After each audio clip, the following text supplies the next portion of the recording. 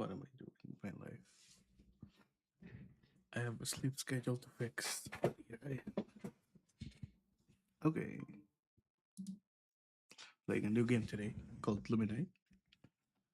A game that I've been wanting to play.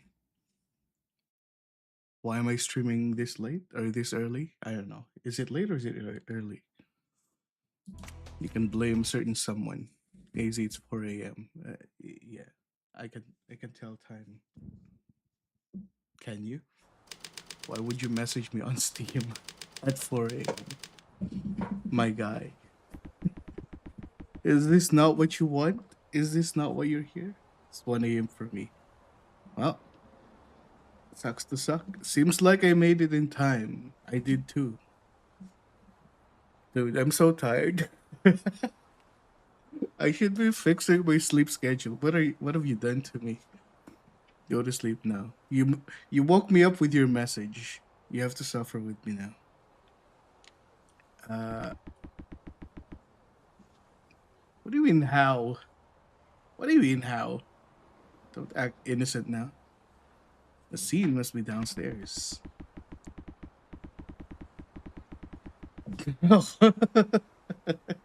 How dare you tell me that after you wake me up? I don't think I'm gonna voice all of these though. Because my eyes are not awake. Thanks, DG. Thank you. Thank you for waking me up. Officer Coleman is guarding the scene. I should say hi to him before I go downstairs. Hey, I can run. Even.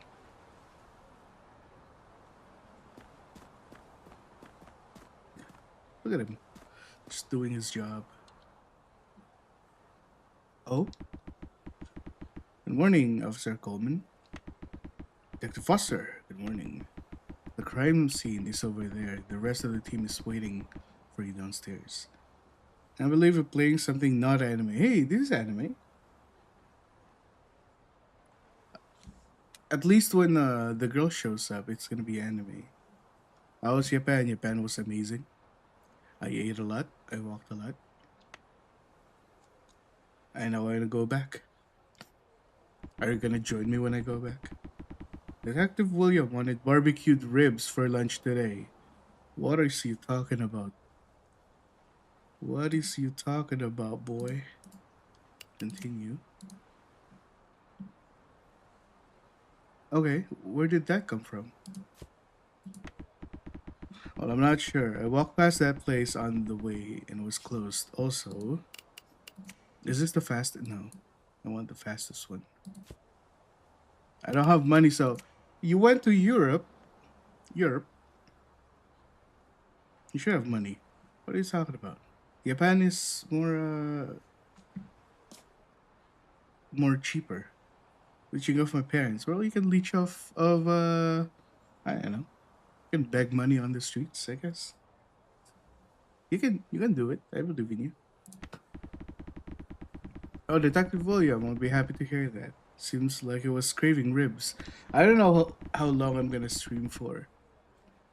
Probably until morning. I might as well just like not sleep. Thanks to a certain someone. I swear to God, I'm going to Vancouver and strangle someone. Crazy. Let's get some burger after all that. This is also crazy what's happening in the game right now. This is slander. What do you mean? You're slander. Cross the line. Seems like the body on the beach is becoming a bit of an attraction. I should wrap this up before more people come to see what's going on. I should first go downstairs and say hi to the rest of the team. My mind. Oh, hello. I cannot see that. It's so small. Stop for a moment and think, contemplate. When you're lost or face a difficult problem, you can think of a hint about it. We don't need hints. Get out of here. Okay. I don't need this. First things first, I should talk to my colleagues. Why? Can't I just inspect it? This is William Russell Colbert. Who are you? This man is looking especially dejected. Must be the one who reported the body. I should talk to the other officers first, though. Then why would you let me talk to them? So, if you won that game back then, hey William, how are things looking? Ah, the man of the hour. What took us so long? We're already done with the initial sweep. I'm sorry, I couldn't find my badge in my coat pocket. Your badge? Did you lose it? Never let it out my pocket. I just couldn't find it anywhere this morning. What have you done, DG? One sec. I need to compose myself.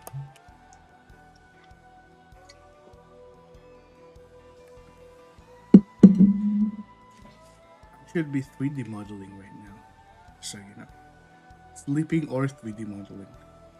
You lost your badge. One hell of a cop you are, Calvin. Okay. Isn't that right, Sergeant Colbert? Colbert? I've never seen Foster late without his badge. Life is full of surprises. My apologies. How's the investigation going?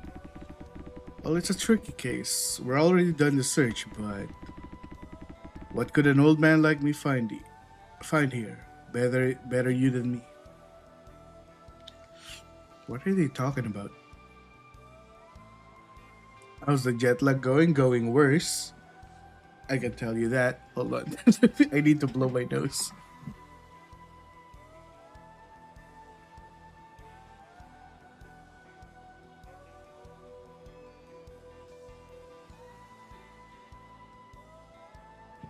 How's it going, Ori? Good morning. Welcome to the Sleepless Gang. The broken sleep schedule gang. Damn, hope it recovers well. What, my nose? It has recovered. Go to sleep. No, I'm awake. You woke me up. You cannot ask me to go back to sleep. It's almost 3 p.m. Well, it's morning when I'm awake. It's 4 Who streams at this ungodly hour? Me, apparently. Go to sleep. No. We're going forward. There's no going back. Okay. William said it seems like a normal suicide. Watching Uma anime now. I'm on Ep3. Like season 1? I can tell you, if you want peak, you can skip season 1. You can go straight to season 2. Season 2 is peak. Yeah, that's season 1. Go to season 2. Season 2 is amazing. Unless you're enjoying season 1, then sure. I'll wait for you at the end of season 2 and at the end of the movie. I reckon Calvin would have to agree with me once he takes a look at the scene. Right, partner. Let's hear what our informant witness, Mr. James, has to say. Informant witness?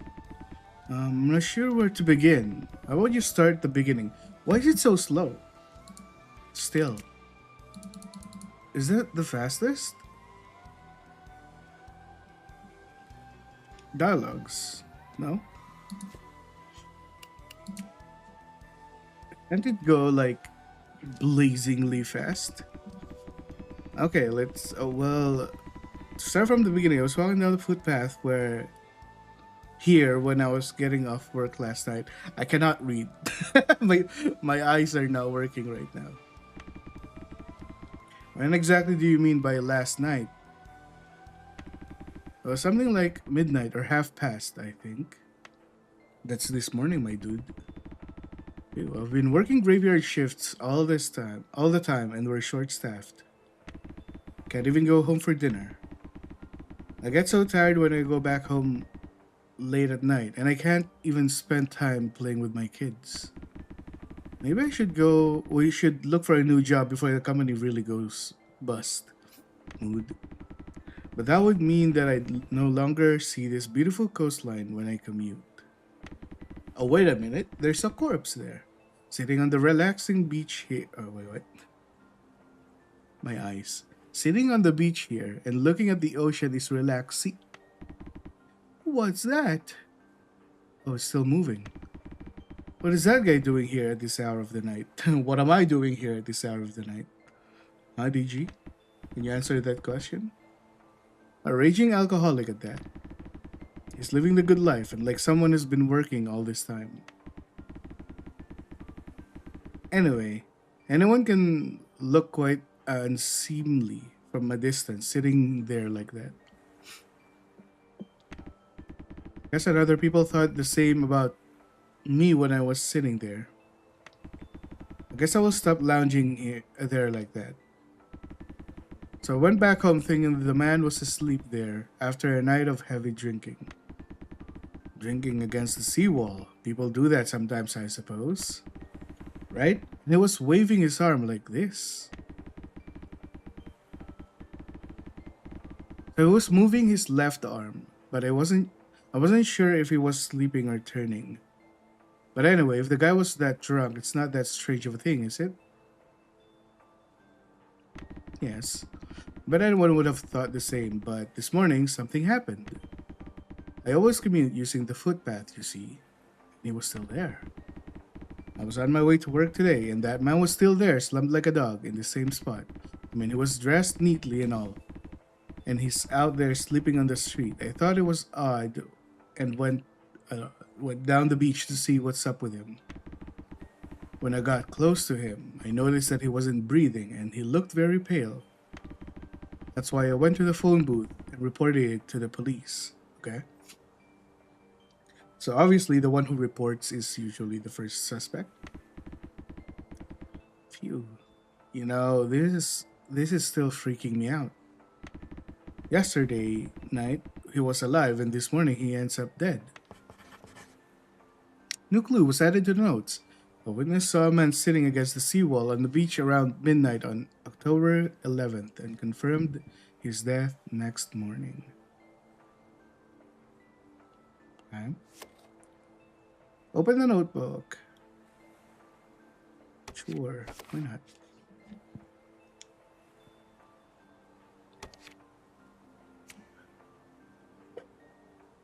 What am I doing? I'm so... Choose clue. No.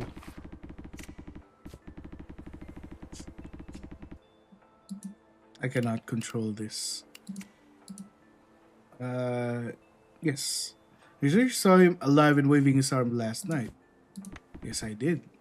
Yes, I'm sure. I saw from... Did you not see from the back the flashback? Thanks, Mr. James. Hey, William, let me take a closer look at the body. I don't have my badge with me today, so I think I'll need your help, detective. Whatever, go on.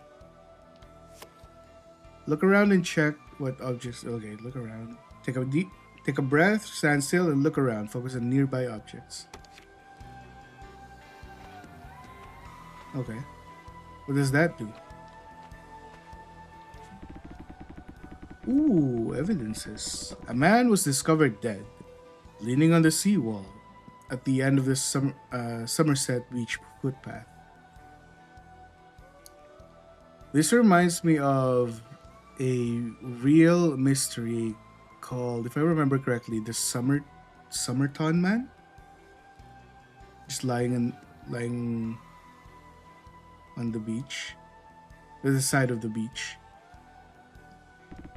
which is one of my favorite mysteries. The corpse looks as calm as a person who is fast asleep in a restful nap.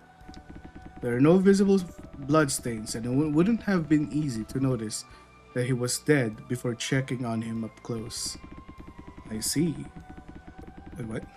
Where did I read I see? Right, I should thoroughly inspect anything that could be a clue to cracking the case open.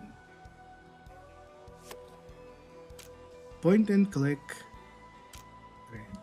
Move cursor to inspect the objects you want to investigate. Next. You can't end the field investigation until you collect all information. You seem to find clues. If you can't seem to find clues, try using your focus. Okay. Oh my goodness. What is this? Okay. Cigarette butt. Inspect.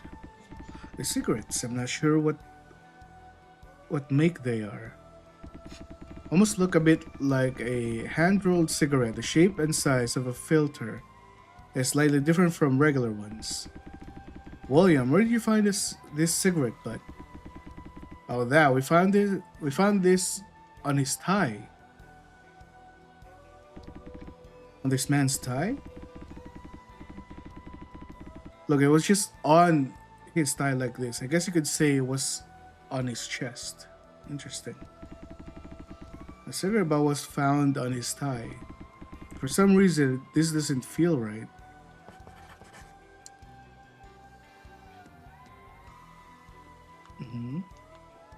Belongings.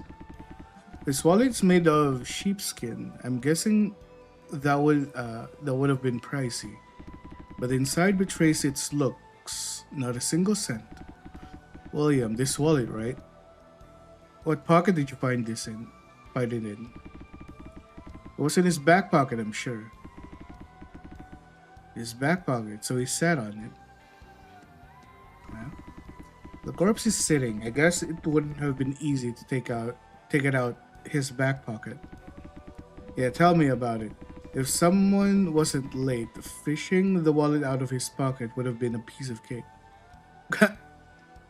Roasting me. He told me to keep the scene as intact as possible until he got here, so that's why. Okay. I didn't know they can I guess they can do that. But that would be kind of like tampering. You don't know what you're gonna move if you take out something this deep. If that makes sense. Am I making sense? I don't know. It's 4 a.m. You know how hard it was to lift the body up and take the wallet out of his pocket and set him down again. I'm guessing the highlighted ones are important. Like, that's gonna be a big clue down the line. I see. Sorry about that.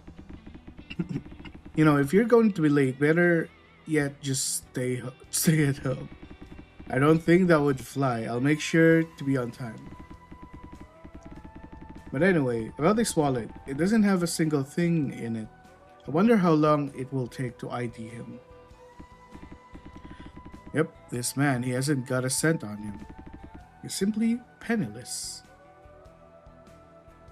What are the markings though? AS, A1, 101, notes, and tickets? That man hardly had anything on himself, not a single thing a regular person would bring with him when he's out and about. So these 2 bus tickets in his wallet are all he had. Okay. Somerset, Salty Mary, line, okay. Pamela Street and Somerset Beach. There's tickets from yesterday. Both say they depart from Salty Mary Station, but they depart at different times and the destinations are different too. A different bound for Somerset Beach at 8:10 p.m. Seems like this man used this ticket last evening to take the bus here. Okay. The other ticket is strange. It's a ticket bound for Pamela Street at 8:30 p.m. Why do you use a 12-hour format? So it's 15 minutes after, but it's used, it seems. No? The destinations are different, and he wouldn't have used it anyway. Why did he buy it then? If he bought the wrong ticket, he could have gotten a refund. It's not like he had a lot of money to spare after all. Okay. So him being poor is a clue.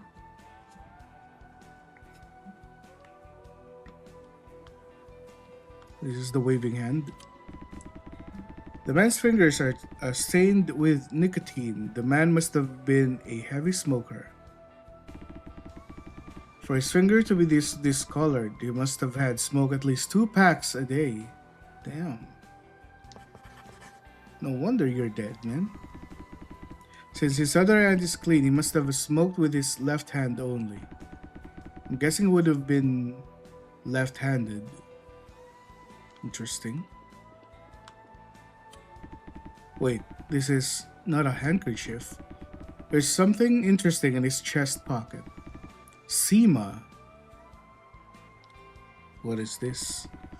William, I just found this in the man's chest pocket. Did you notice this?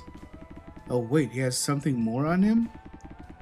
Did you miss this on the first sweep? I forgot to check his chest pocket. What was this? Seema. What does that mean? I'm not sure either. The letters are printed on a pulp-based paper with equal margins. Okay. Seems like he tore it from a book of some sort. This is like really close to the Summerton man. Normally, in a pocket like this, people would put a folded handkerchief. If this man left this note here, it would have been something important to the deceased man, I suppose. At least he wouldn't have lost it if he put it somewhere like this. Interesting. Right hand? His right hands are clean and smooth, without any calluses or scars. His nails are filed neatly, too. His suit seems to be quite the expensive kind, too. He would have been a well-educated upper-class businessman, or at least would have worked in some sort of white-collar job. It would I wouldn't expect a man of this stature to be found dead in a place like this, all alone. Ooh. I highlighted something before the face, but sure. The man's face is calm, but it seems like he died during his sleep. His face makes it look like he died painlessly. His beard is trimmed neatly. Seems like he shaved yesterday morning. I should check his pupils too. Ooh, creepy. His pupils are dilated, no reflexes either. Sounds right for a dead man's eye. It's been decades in Somerset. Oh wait. Decades in Somerset since the last time a corpse like this appeared. I should do my best to resolve this mystery so that this man can find respite. Anything else? Shoes. From the witness's testimony, the man stayed on the beach all night. His shoes dirt, aren't dirty at all, though. It doesn't seem like he was walking around the beach at all. Looks like he was just sitting here ever since he got to the beach. I don't see any traces of a fight or trauma either. Since he's dressed well in an expensive suit, he would have been warm enough as well. And since last night he wasn't cold, I'm dying. I'm dying. Since last night wasn't that cold either, it's not likely that hypothermia is the cause of death. Everything leading up to his death was peaceful. Like William said, it's all looking like a simple suicide. How though? I think I've looked through all that I have to. I suppose I could wrap up the investigation here. Unless... Okay. Close. Did you check everything? So what did you think, Detective Foster? Well, like you said, it's a tricky case. We could not find any wounds on the body. It doesn't seem like hypothermia or a drowning. The man came to the beach on his own on a bus and died peacefully leaning on the seawall. The first thing that comes to mind is a suicide or natural death, but... What do you think, Kelvin? Either a suicide or a natural death, no? I don't think we can rush to a conclusion yet. What do you mean, rush? You saw everything, didn't you? There wasn't a drop of blood on the body or near it. So what you're saying is this man was not murdered. That's right. I mean, don't you get a good hunch from all this? A hunch? But the person died, William. We can't base our investigation on a hunch. Yeah, it was just an expression. It's all result of a logical and reasonable process of deduction, alright? That's how you do things, isn't it? Really, really? Give me a rundown then. Well, why not? My deduction is bulletproof. Let's hear it. So here it goes. The man, for an unknown reason, tried to find where he could end his life. That place happened to be Somerset Beach. Only he would know why he chose an awkward spot like this. But I suppose he wanted to feel the ocean breeze and watch the nightscape for the last time. And anyway, I'm yawning like crazy. After admiring Pimstown's beautiful night skyline, he decided to smoke one last cigarette before he ended everything. Where's the lighter? Sir? A lonely end, but it could be worse. At least he had his last cigarette. I suppose he would have said something like, "Yeah, this wasn't half bad of a life," before he made his final choice.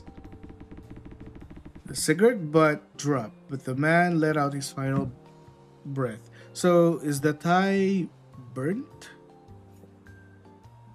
Or did it go out before it dropped? That's why he found the cigarette butt on his tie, just like we found it.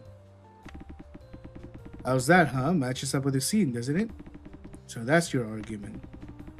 This wasn't a tough nut to crack after all. William, it looks like you're proud of the deduction. I'm sorry I have to break the mood. There's a major hole in William's deduction. I'm guessing that something completely different happened last night. If the cause of death is unclear, it's best to send the body for an autopsy. It's difficult to get an autopsy approved on a corpse that committed suicide or died naturally. Nobody wants to disturb the dead without a good reason. But if there's a single, tiny little clue, if I can find a single clue that this man could have been a victim of a murder. Now let's get started cleaning up around here. Wait, William, I think you're making some unsubstantiated claims there. What? Still don't get it? What do you not understand? Go on, spit it out. I'll debate you until you understand I'm right. A debate? That's not a bad idea. Let's see if our deductions have any issues. If either one of us make a irrefutable argument, we'll know who's right. Balanced discussion. Compare the efficacy of your argument with your opponents. Strengthen your argument, refute the opponents, place the right clue on the scale to change his tilt. Provide the correct clues to each situation and steer the deductions to the right course. Oh, I like this. William, I think the key evidence in the scene that supports your deduction is the cigarette butt found on top of the dead man's tie. Isn't that right? Well, yeah, I guess so. It wasn't just rolling around anywhere, it was right there on his chest. Isn't it natural to think that the man was smoking it?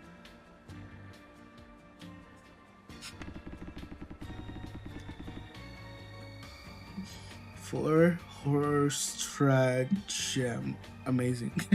I can't even read your name. How do I do this? Man, I have not streamed in a long time. And by long, I mean 1 month. Right, I'm sure it isn't readily available anywhere. Actually, no. I streamed like 3 days ago or something. And it's natural to think that the dead man used this to commit suicide. Cigarette butt. So William thinks the cigarette here is key to the case. Are you implying that the cigarette was poisoned or was poisonous, or no external actor was involved in this man's poisoning himself to death? That explains why the corpse and its surroundings are so clean.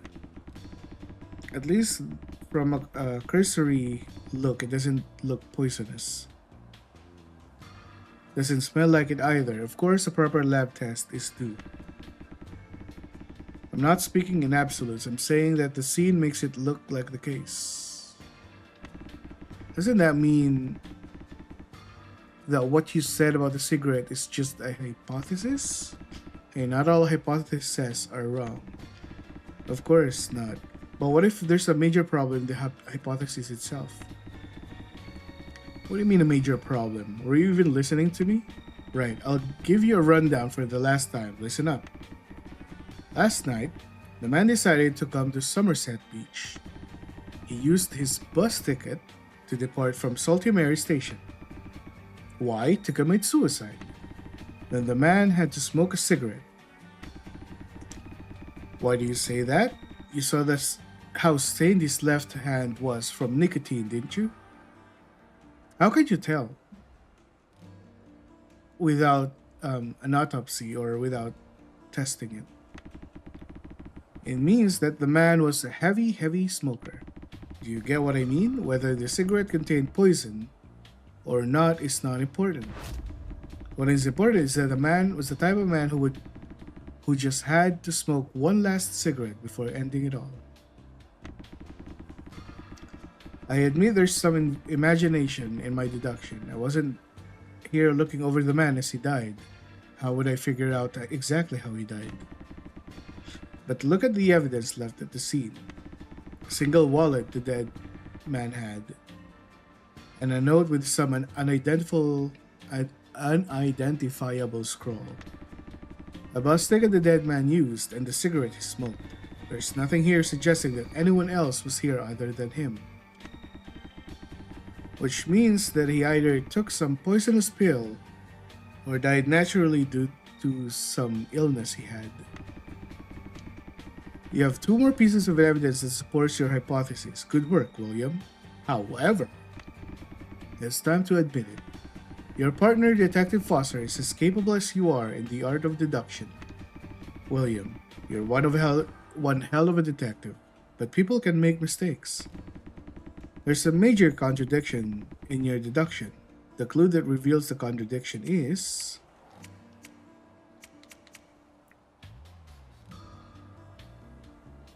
only 4 of them? Interesting.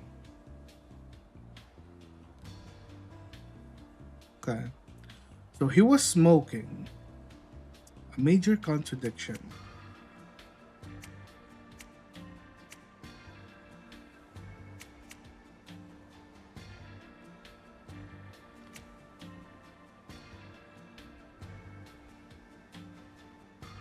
I don't see how this is a contradiction.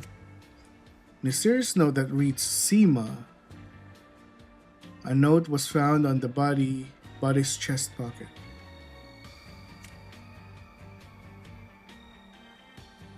What were the evidences? Just these 4. So, I'm supposed to contradict whatever the story is with one of these 4. The thing that he put. Cigarette butt. So he's saying that the guy basically rode the bus here, which is the bus ticket, and then smoked, which is the discolored left hand, and then just wanted to die. Maybe took poison pills or poisoned the cigarette, and then just smoked until he died. I think discolored left hand, but because I'm thinking that how would he know? Mysterious note is also kind of mysterious. Scanty belongings. The dead man hardly had anything on himself, not a single thing a person would bring with him when he's out and about. Empty pockets? Why would you say that? Pick that one. Why? Explain yourself. Justify. Because he took the bus, right? No. So there are tickets in the wallet. There's no money, but there are tickets. There are bus tickets. But sure, I'll pick this one. The man did not have enough things in his possession. What does that have to do with anything? Let's say that, like you said, the man grabbed his last cigarette butt in his pocket. Oh, I was thinking about this. The lighter, right? He's gonna say the lighter. But then how could he have lighted? Yes, yes. See, I called it before you did. You weren't thinking of the lighter. I was thinking of the lighter. Light it. Oh. All this man had on him was his wallet, two bus tickets, and a little piece of paper. I was thinking about it too, but like it wasn't presented, so I didn't know which one to choose, but now I know how this game works. This game is solved. None of that can be used to light up a cigarette. How do you smoke without a match or a lighter? That... Alright, he could have thrown away his lighter after he lit his cigarette. For instance, he could have thrown it in the ocean. But AZ, your brain's slow or something. Yes! You know why? Because you woke me up at 1 a.m. asked me to stream. And now I'm streaming with like 2 brain cells half awake at 4 a.m. It's 1 a.m. your time. I'm going to Vancouver and kick you in the butt. Well, you know, getting rid of one's belongings before dying, all that sort. Why would he do that, though? I asked you when the next stream was. Yeah, which woke me up. You were like, hey. Or no. You were like, AZ. And I was like, DG? What do you want? Not ask you to stream now. Well, you're too late. You woke me up. You woke me up from my slumber. And that explained why he came to the beach in the first place. I don't think so. He threw away his belongings in the ocean for closure. Why didn't he throw away his wallet? See, he's smart. You're right. Wait, that's it. A thief stole it alongside other valuables on him. Okay, well then there's someone else then. This man has been sitting here all alone, no? It makes perfect sense for a thief to target him. If that was the case, it explains how he was quite literally penniless, because he was robbed penniless. Okay. Now I know what to choose for this. I'm sorry, but I disagree. What? What makes you so sure? You have a proof that nobody could have robbed him during the night. Of course, there's a critical piece of evidence. It's because the position of the wallet. Where this wallet was found. Where we found this wallet, yeah. What did you say when I asked you where you found this wallet? William, this wallet, right? What pocket did you find it in? It was in his back pocket, I'm sure. If the thief stole his belongings... I cannot read it. What have you done to me? If a thief stole the belongings of a man who was fast asleep sitting here, and only left his empty wallet behind, why would the thief put the wallet in the man's back pocket, which he would have been sitting on? And didn't you say this too? The corpse is sitting. I guess it wouldn't have been easy to take out his back pocket.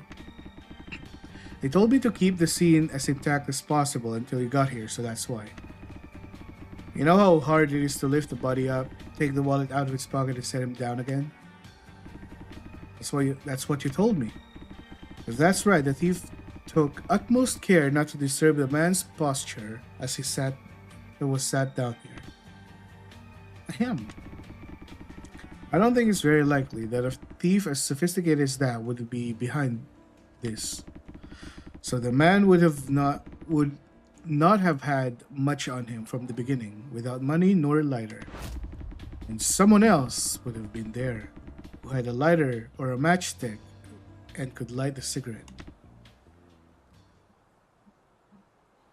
Get dunked on, William. Yeah, alright, okay, you're right. Even if the scene looks peaceful at first glance, maybe it's because the culprit tried to clean up the scene to derail us. Maybe the culprit first killed him with poison, and then left the corpse on the bench while nobody was looking. The beach, not the bench. The beach was a secluded area, and it's not a bad dump site. The culprit could have intentionally left a cigarette on the body to make it look like the victim committed suicide. If the victim and the culprit knew each other, there would have been some bad blood between them. Dropping a cigarette on the victim could have been a way of mocking him one last time. You said the poison theory was just a hypothesis. Of course, all of this is also a hypothesis. I say an autopsy will make things clear. What do you say? So that's why you wanted to argue that it was a murder. Because us police only get the right to perform autopsies when it's clear it's a murder. Yeah, if I'm on the money, this is a first degree murder. Ew, sounds like we're about to get busy. How do we even ID this guy? Well, it seems like this man tried to get to Pebble Street yesterday. We should talk to the people who live there and look for any witnesses around the ticket booth. You have a way of making more work for us all, huh? And the autopsy, I suppose Dr. Charlotte could take care of it. She's the only doctor that does that sort of thing in this backwater town. Why even ask? Well, forget all that. Let's go for lunch already. I'm starving. We're getting ribs today. Please don't talk about food. I should not be eating food at this hour. That place has been closed since last week. Let's have burgers instead.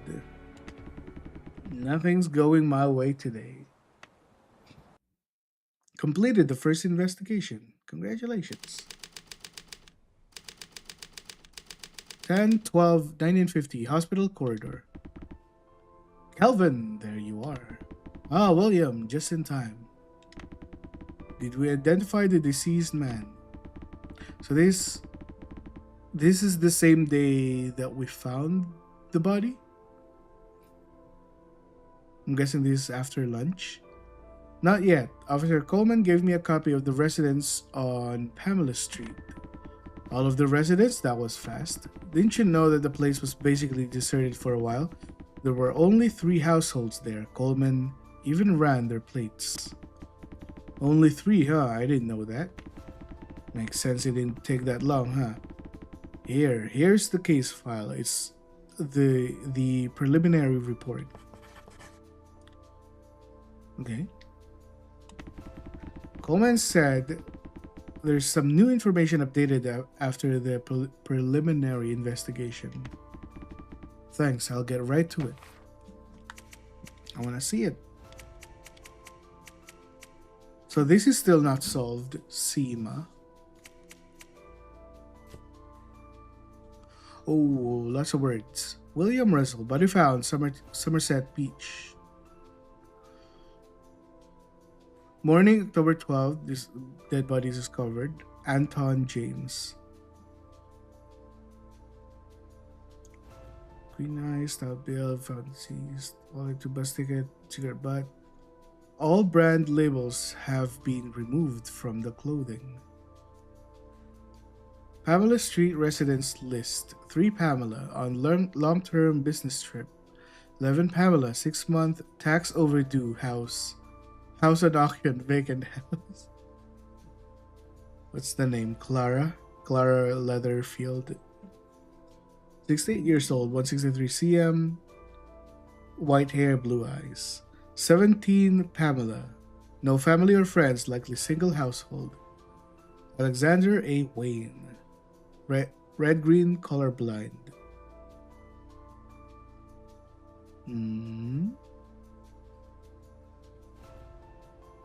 Okay. So I'm supposed to suss out this guy, no?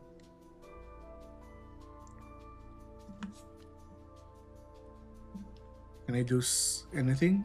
No? Just look at this. I don't know, AZ. What do you not know? Why don't you tell me what you don't know? How do I exit?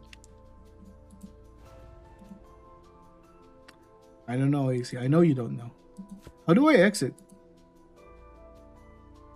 Okay. I guess I could draw.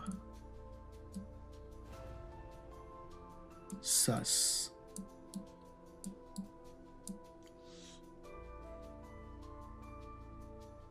Okay. They close. Wait, what is happening? How do I go back? Profiles. Okay. What is this?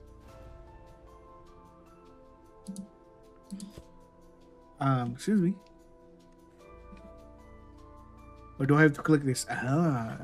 It was found that none of the dead man's clothes had their brand labels on it. Okay, I see.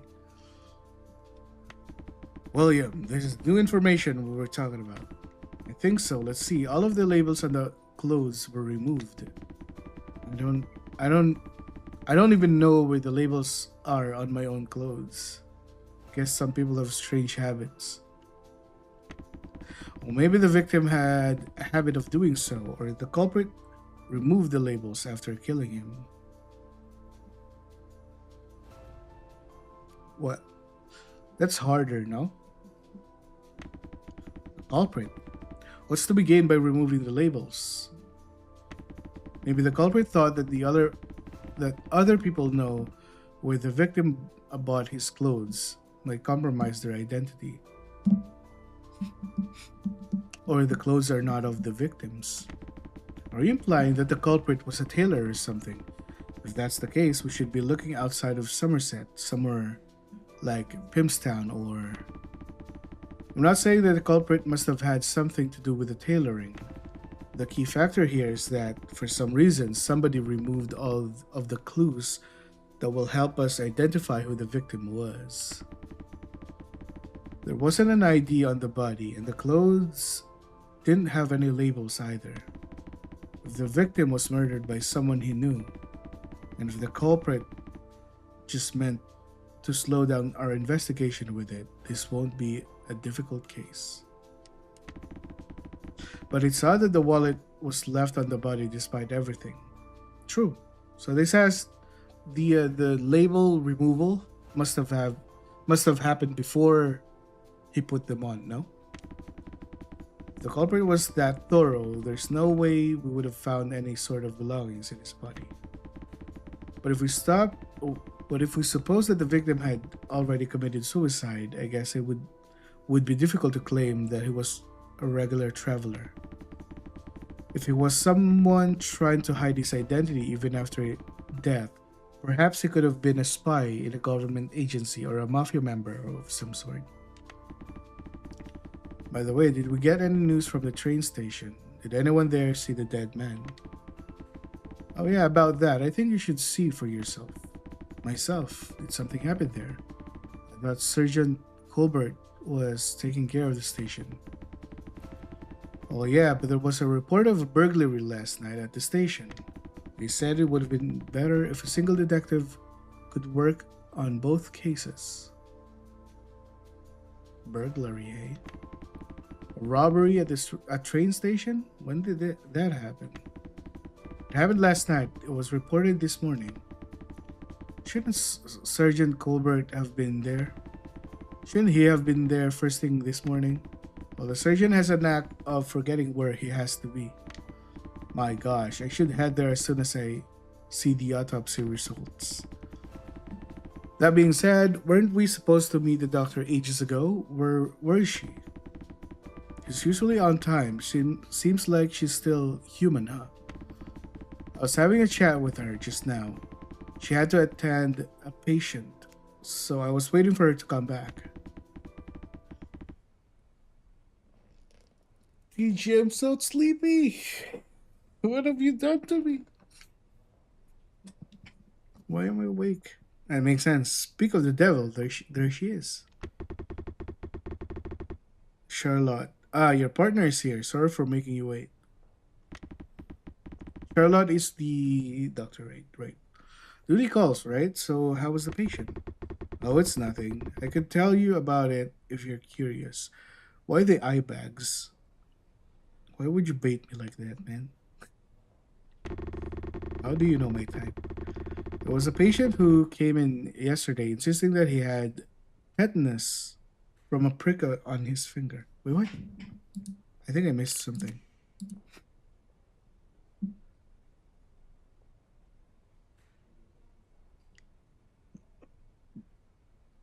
So, how's the patient? I could tell you about it if you're curious. Yes, I'm curious.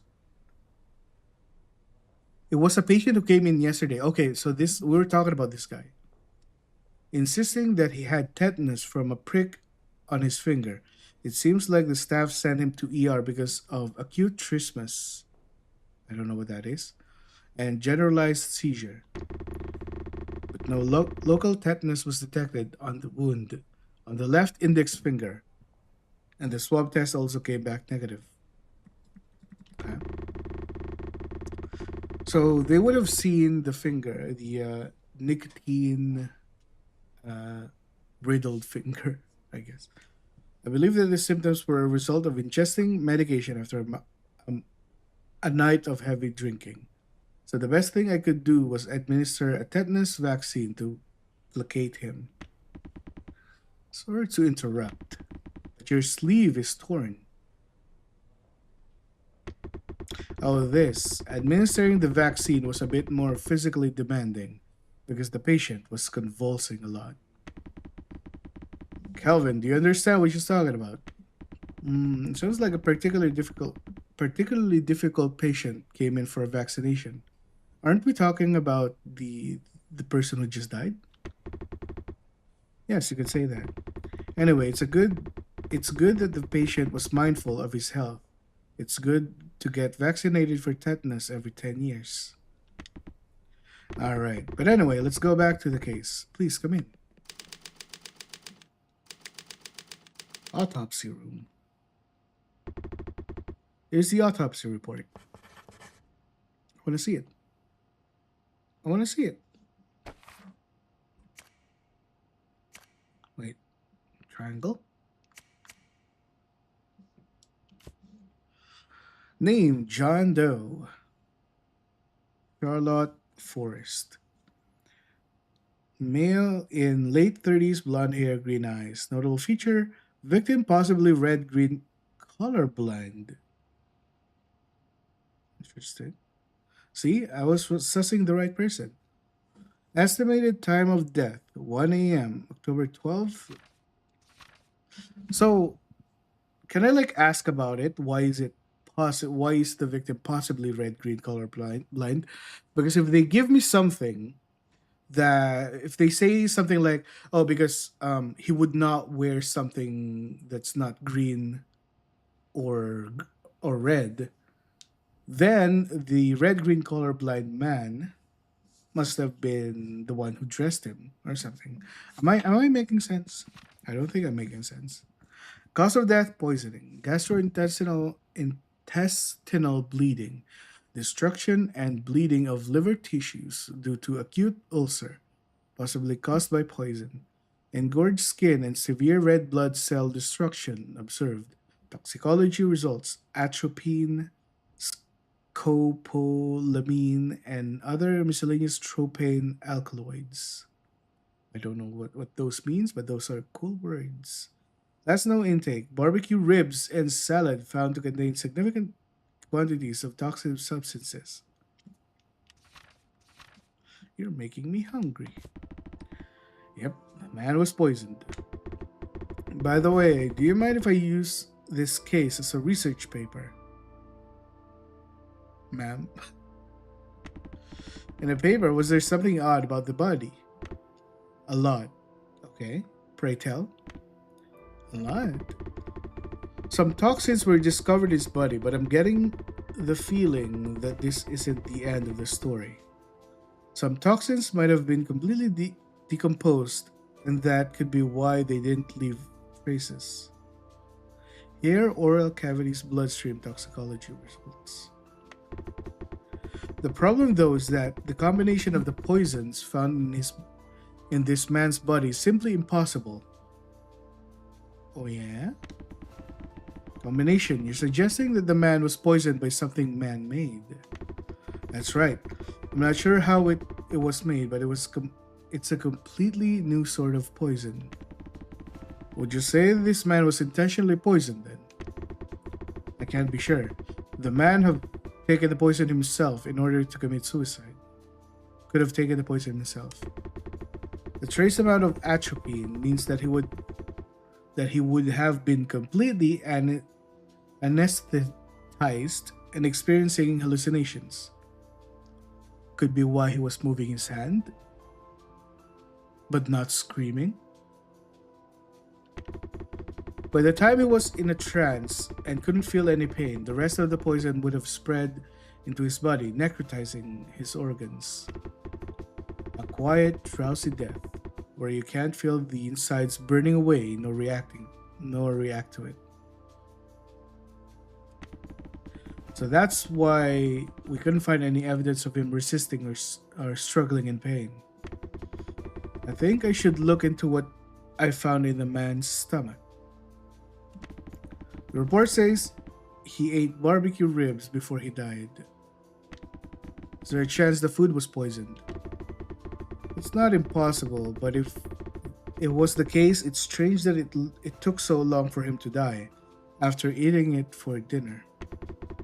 He died of a special designer poison. That's all that I'm sure of. I see, got it. Could have had an anesthetic effect. By the way, do you have this man's name? That's a creepy drawing. It's better to include it in the research paper. Living forever in the medical research paper after being poisoned by some ribs. Calvin, I'm telling you as a friend, if something like that ever happens to me, do not share my name with any doctor, no matter what. I won't if that ever happens. She's funny. I have a question here. You wrote that the man could have been red green colorblind. Yes, let's talk about it. As far as I know, people who are red green colorblind have an issue with their optical nerves and cannot distinguish between red and green. Is it possible to know if someone had it through an autopsy? Autopsy. I cannot. Autopsy. Autopsy. Autopsy. How do you pronounce this word? Aha, good point. And you're right. It's impossible to know that through an autopsy. I don't take the eyeball out when I'm doing autopsies. You said it right. I said to I also actually how's it going? Autopsy. Autopsy. The different uh inflections. Hello, hello. Why are you up this late at night? Are you also woken up by DG sending you a Steam message like he did to me? Autopsy. Okay. Good. I didn't have to consult Google. I have Google at home. I want to pressure me into playing TFT. Man. Fair enough. How's that coming along? So that thing you wrote then, you're winning. Isn't that like a? I heard it's like a really tough game. No, at least it was complicated the last time I looked at it. The reason why I wrote the man could have been red green colorblind was because of the contact lenses found on this man's eye. I almost missed it since it was stuck right into his eyes after he died, but this man wore green tinted contact lenses. It can be if you're not used to it. So you're used to it, is what you're saying. Crazy. You just started today and you're used to it already? Okay. So I am guessing that the clothes, the contact lenses and the clothes is the. Wait, not this. Where am I? Why am I still here? Just to suffer? Okay, I am sussing the right person. Red green colorblind. No family or friends. 35, 183 centimeters, blonde hair, green eyes. Wait, they're almost like exactly the same. She's beating my ass at this game currently. Hello, Woody. How could this happen? You invited her to play a game and you're getting your ass beat. Post a video. I want to see this. Do I have the okay? Wait, Alexander Wayne. We have the name of him. How did this happen? 183 centimeters. They are exactly the same. I'm guessing that that guy. Wait. No. What am I talking about? Hi, is he the goat? I'm not the goat. You're the goat. What are you talking about?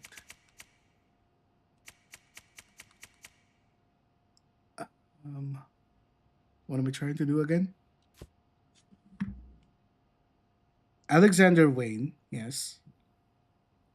But this is not the guy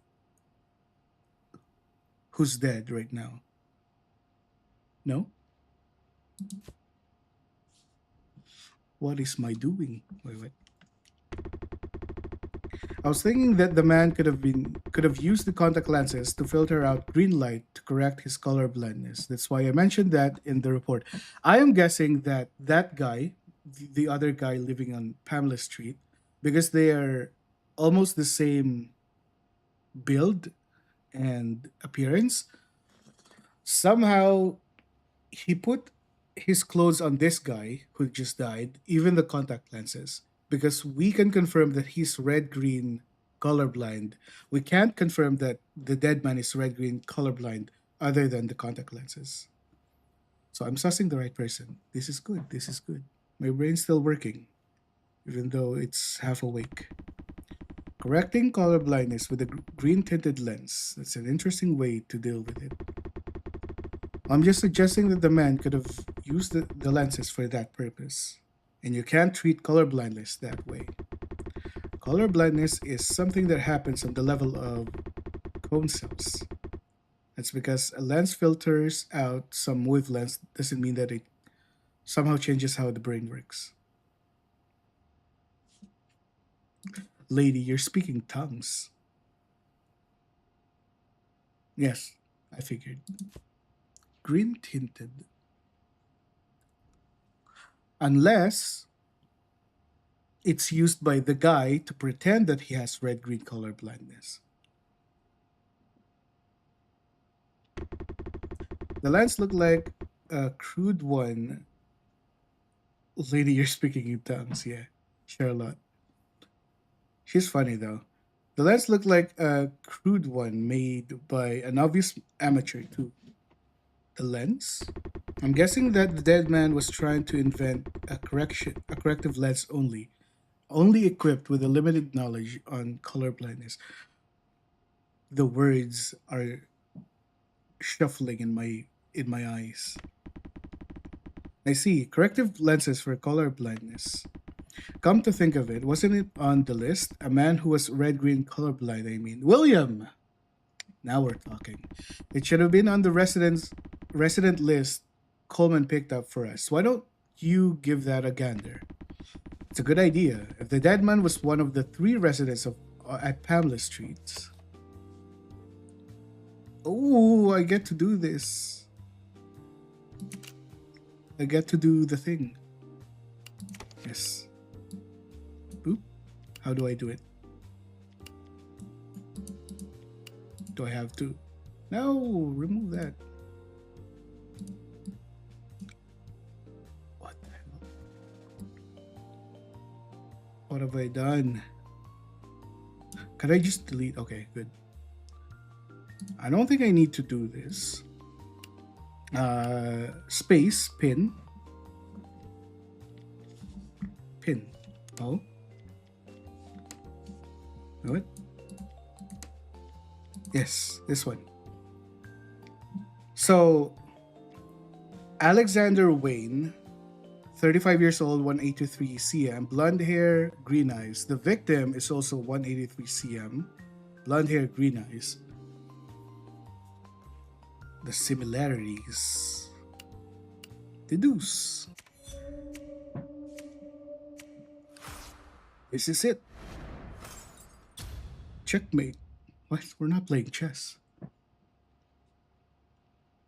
Triangle. Alexander Wayne. He seems like our guy. Hold on. Are you sure? He looks completely different. Oh, wait. Are we saying that Alexander Wayne is the dead guy? I thought he was alive. Okay, never mind. Honestly, the photo doesn't look anything like him. Hmm. Facial symmetry seems to match. What about his age? He doesn't look 35 at all. It could be an old photo. The time did a real number on him. Yeah, it's all fine and dandy, but this man doesn't have any relatives. Why we don't have anyone to notify? So we don't need any approval from his family. Do you mind if I start working on the research paper? He just cares about the research paper. You might be best girl. Oh, we're not completely sure yet. So first, we'll look into it and let you know. Thanks. The faster, the better. That's one intimidating woman. Other than the autopsy, did you find anything odd from his belongings that we found on the scene? He was poisoned, right? Right? He was poisoned, right? So did you find any similar substance on him, or? Oh, I forgot to mention it because it was rather eventless. I didn't find anything on his belongings. Calvin said something was unusual about his cigarettes. I suppose it's interesting how it looks like a regular cigarettes, but it's filled with loose cut leaves. It wasn't poisonous though. Loose cut leaves. Like for tea? If anything, the most interesting bit was the note that read Sema. The note, you mean? Did you find anything on it? No, not really. But isn't it strange? That's a page from the last page of a botany book. See, this case. Okay, I feel like this case is definitely almost 100% sure that this case is inspired by the Summerton Man, which is like a real life murder mystery that is still unsolved to this day. I bought in a book, you said. Do you know anything about the note? Well, it seems like he tore it out of a book called Kafra. Sema was. The words are also very close. Sema is the word printed on the last page of the book. This Kafra, where can we find it? In Prontera, obviously. I have a copy. I found it tucked in the back of the bookstore. I thought the cover looked nice. So true. She's all over the place. It's one right here. Do you want to read it? Ah, nice cover. I suppose you have an interesting sense of aesthetics. If you don't mind, I'd really appreciate it. Other than the word on the last page, there's nothing that interesting about it. There seemed to be a weird page around the end, but I think that's just a mistake someone made while printing the book. A weird page. Thank you very much for all your help. Somewhere in this book, I'll find the word Sema. Go Brunt at Go Zero. Always here to help. Any other questions? Nope, it's about time we went away. Anyway, I'll look into the poison a bit more and let you know if anything pops up. Thanks, Charlotte. Thank you very much. William, I think I'll head straight to the station. Hey, it's time for dinner. Why don't you stop by the station for some grub? Are you asking out for a date? Nah, I'm not feeling it. Ah, got shut down. The folks at the station would be waiting for a cup to show up. I'll see you later, William. Next time, William. Ask nicely. Maybe I'll consider. Same day, Station Street.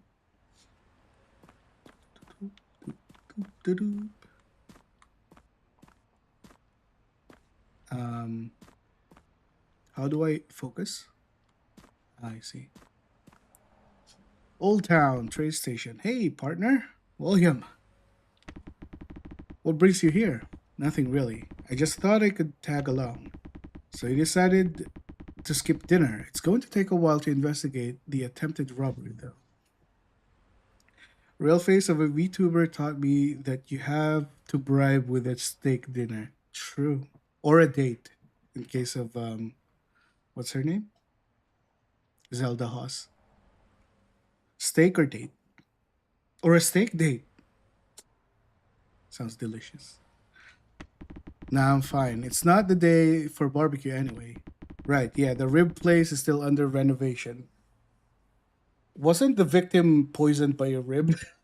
Maybe that's connected to the rib place. I wouldn't be going even if it was open. I told you before, but I don't want to die mysteriously after eating some ribs. Come on, William, where's your sense of adventure? And you don't even have your badge. What are you going to do there alone? Aha, that's right. William, you're the best partner ever. Enough already. Let's get it over with. Where's William? Salty Mary, train station. No trash is allowed. Explain this. Cigar, confectionery. I think I'm supposed to see something weird. Hey! It's a public place. Salty Mary statue. I've never seen such an ugly statue. William! Jesus, calm down. Isn't it cool? It's based on a Somerset folktale. Somerset folktale. I've never heard anything about it. The name of the station also comes from it. Haven't you heard the legend of the Salty Mary? Salty, as in table salt? A long time ago, a pack of dirty rabid dogs appeared in Somerset. Those dogs spread a lethal plague all across town. Many died from that plague. That drove a nurse called Mary to do something about the dogs. Okay. This Mary, she's a woman. That's right, the woman in the statue right here, that's Mary, and you called her ugly. How dare you, William? A single woman took down the rabid dogs. Not just one, but a whole pack of them. The statue makes it look like the dogs ate her alive. Well, not exactly. She dragged all those dogs into the ocean. Ah, that's why it's salty. Chivalry's dead. I'll have you know William does not represent all men.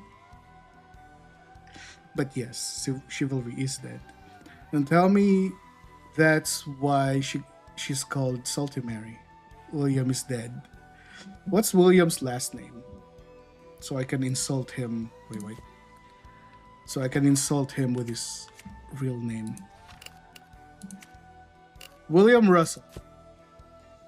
How dare you, William Russell. Don't tell me that's why she's called Salty Mary.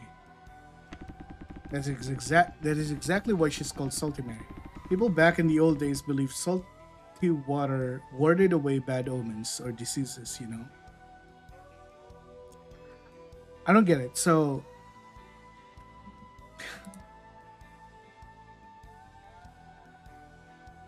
okay. So she grabbed the pack of dogs and then dragged them into the ocean. Did she die? She probably did, no? That's crazy. It's a hell of a woman. This isn't a true story, right? I'm not sure. It's a really old story anyway. Ooh. Salty Mary Station. Before that, I want to see if there's something else I can find here, no? Let's go in. Where's DG, by the way? DG, are you still here? Or did you go to sleep? How dare you wake me up and then go to sleep? Crowded as usual. A robber can't stop trains from running, eh? There's an employee right there. We should ask him some questions. Ticket office, security locker. Go straight. Platform, restaurant, store. Go straight. Excuse me, do you work here? Ah, how can I help you? We're from the Somerset Police. We've heard that there was an attempted robbery at the station last night. Oh, you're finally here. That's right. It happened by the storage lockers. It's straight to the left past the security office. Thank you. To the left. This story is crazy. This story is confusing. So why are we going there instead of just asking the station staff what happened? It seems like the staff here were waiting for the police all this time. I should hurry. Just ask him. What is he doing? This is the security office. We should first check out the crime scene and see if any staff members know anything about the incident. Stable. Do I want to see it? Pamela Street, 755 820. I really like the art style, right? It's pretty cool. It's like LA noir type style, but anime. It's a timetable for buses that leave from the train station. I suppose the man who was found dead on the beach also bought tickets based on this timetable. Daily PM is 8:20. Somerset Beach 8:30. Wait a minute. Why did I say it like that?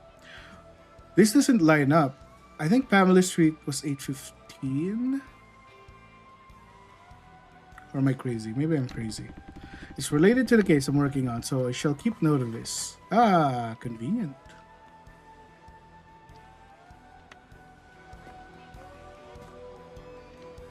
I should be... Fine, I'll talk to you. This is the ticket office selling bus tickets. If the dead man on the beach bought his tickets here 2 days ago, the person working the ticket booth seems to be occupied.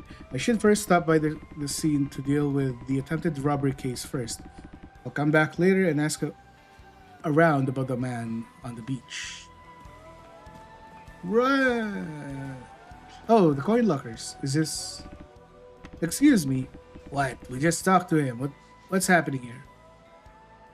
Oh, they just look alike? Morning, doing the second batch of 2L prep FML. Dude, what time is the procedure? You should have done it before, like the night before, no? Also, why are you also awake? No, you're too late. What time is it there? You're an hour behind me. So I don't know what time it is. What time is it? It's 2 a.m. You have to finish it. Man, you should have finished it like 4 hours ago. You have to finish it before 3 a.m. then. How is it? Did you finish the first 2L? Just fine. It sucks. It doesn't taste good. Okay. When I was taking it, it first tasted like I thought it was gonna taste bad, right? So I was half not nauseous, but then I start thinking that it just tasted like a bubblegum drink. It was at 4 p.m. Interesting. I thought you had to finish all of those in like within 4 hours. But good luck. Good luck, soldier. You can do this. Tell me how it goes. No, you must have met my brother at the entrance. What? We're twins. People often mistake us for one another. What are the drinks? The drinks are... What are they called? Peg Light? Cold Light? Peg Light? You have to drink them to clean your abdomen. To like completely clean your gastrointestinal thingamajiggy before a procedure like colonoscopy. And it sucks.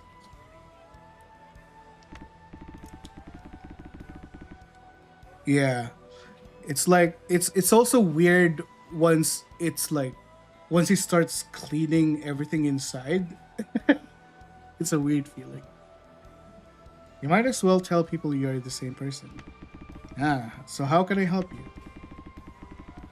But from what I know, you're supposed to drink them at least 12 hours, or you have to finish drinking the solution at least 12 hours before the procedure, or at least 8 hours before the procedure, and no more food or water, or no more water.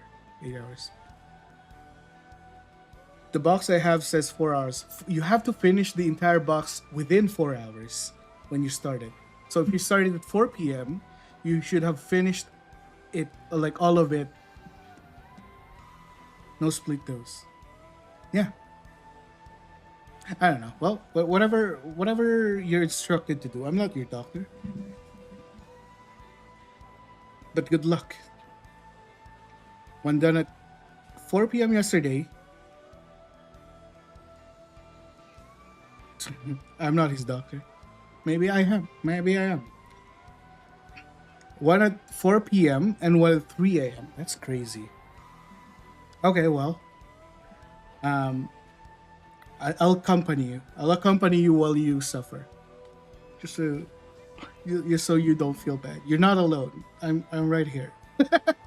I'm right here solving a murder mystery while you die from the inside. We're from the Somerset Police Department. We've heard that there was an attempted burglary here. Oh, you're detectives. Welcome. Also, when are we continuing the Great Ace Attorney? Hero's down anytime, and I told him that we can do probably a session every weekend. We can start this weekend because I need to meet the new characters. It seems obvious that the burglar wanted to get rid of the lock. The words. It seems obvious that the burglar wanted to get this locker open. 222, okay. April 2nd. April 2nd is a Thursday, my dude. It's not a weekend. But I mean, we can do it, sure. I was thinking weekend because then we can do like a 9 or yeah, maybe 9 hour session, 9 hour stream. I'm on holiday. Well, good for you. Friday is a holiday too, by the way. We can do it Friday. 3rd. The door on locker 222 is severely damaged.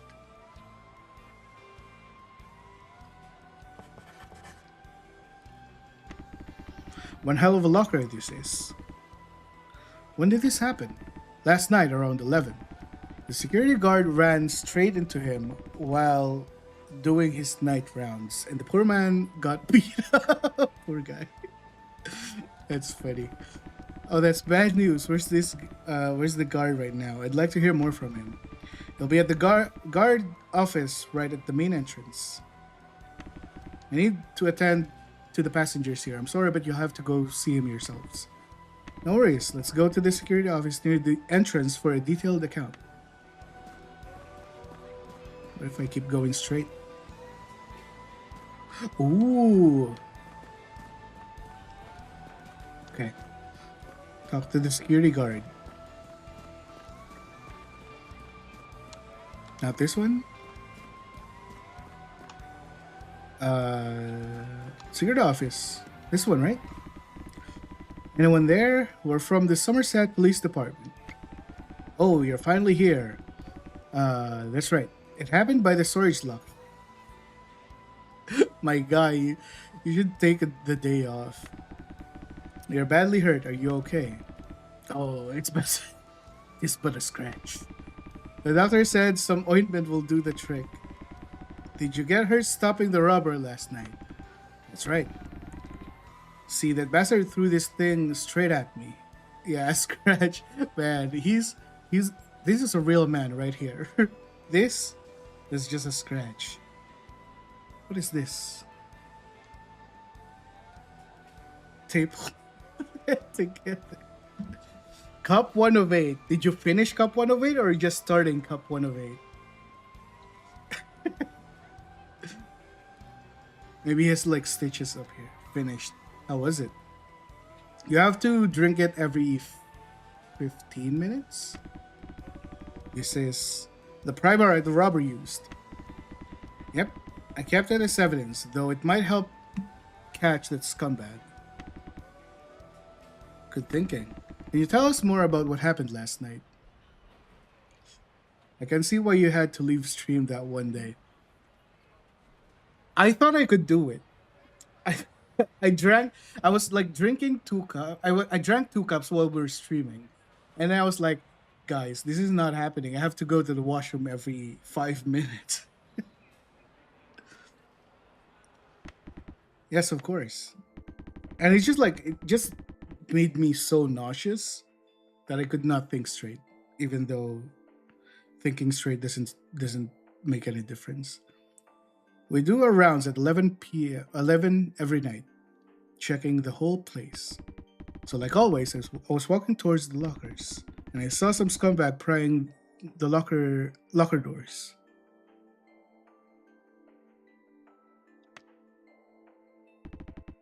I was shocked and shouted at him. Then, damn, just one hit? All those bruises from one hit?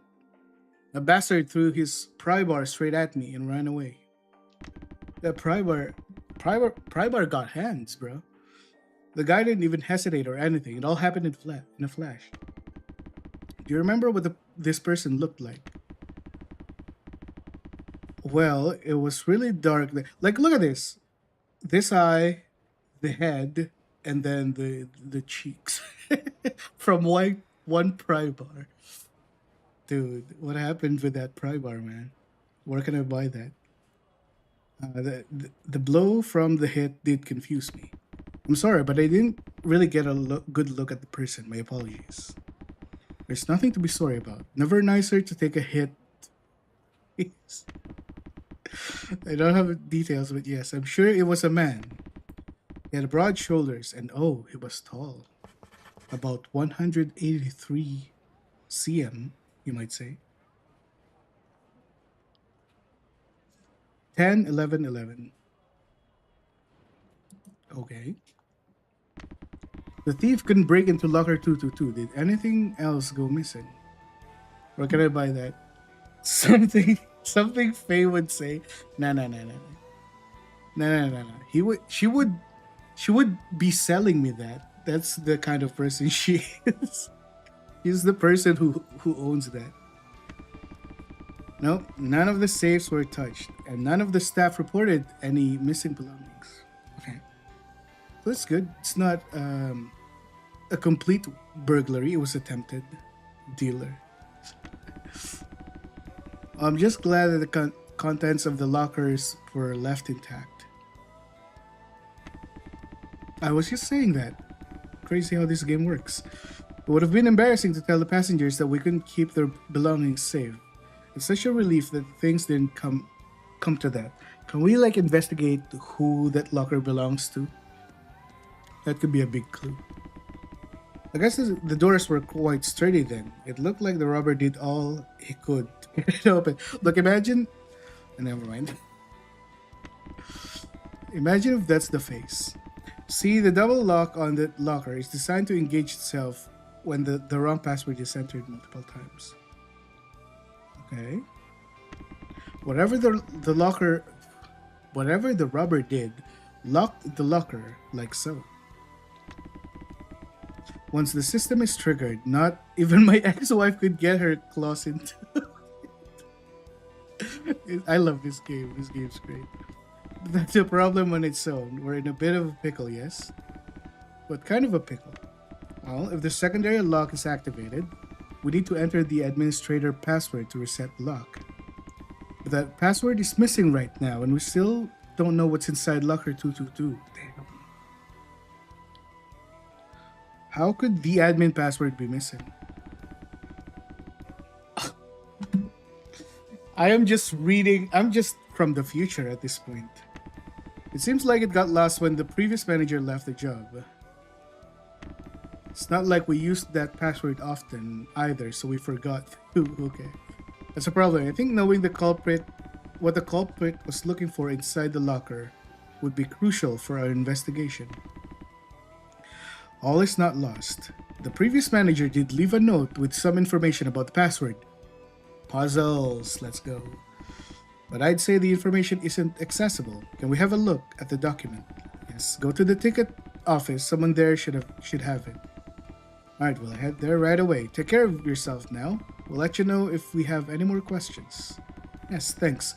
Call me anytime you need something. Time to visit the ticket booth and check the password documents. Ticket booth. Here? Staring at something intently. I have a feeling that it's the document the guard was talking about. Welcome, where to? I'm Detective William Russell from the Somerset Police Department. Oh, yes, hello. So, can I help you? I heard that the document related to the locker password was being kept here. Oh, yes, we're taking a look at it now. We'd like to see what's inside the locker right away. Would you... Oh, but we aren't quite... Maybe you should take a look first. I think that would be faster. Oh, puzzles, let's go. How do I puzzle? Okay. Oh god. Password. 1910, 1950. P5S5A6W1A6B2C2. This guy is sus. You don't suss out the ticket seller. Need paper. Let's do some puzzles, shall we? Need locker password? Okay. So A is crossed out with 5. Another A is crossed out with 8. S with 5. Salty Mary train station departures: Peter Street, Somerset Beach, Demford Port, Will Valley, Dobbs City, Prima Donna Park, Dunson Bank. 1910. That's it. A bit weird, isn't it? Okay. I was hoping I could find a 1950. 1910.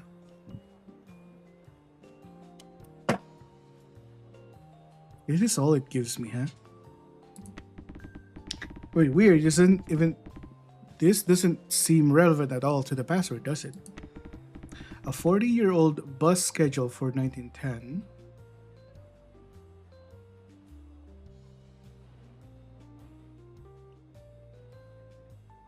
A5 PW DOSRSD.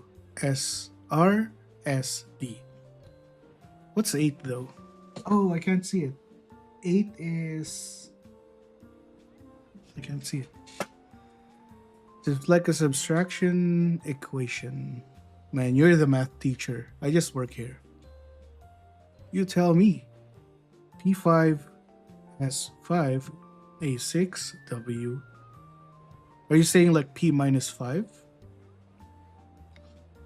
Would it be like counting how many P's are here? And someone ridiculously scrawls that look more at a place in a bingo hall. Well, I honestly do agree with you. But at least, according to the previous manager, the hints are all inside the bus timetables. Might as well punch in everything starting from 0000. Okay, I'm going to do the most obvious one, which is 1910 plus 1950.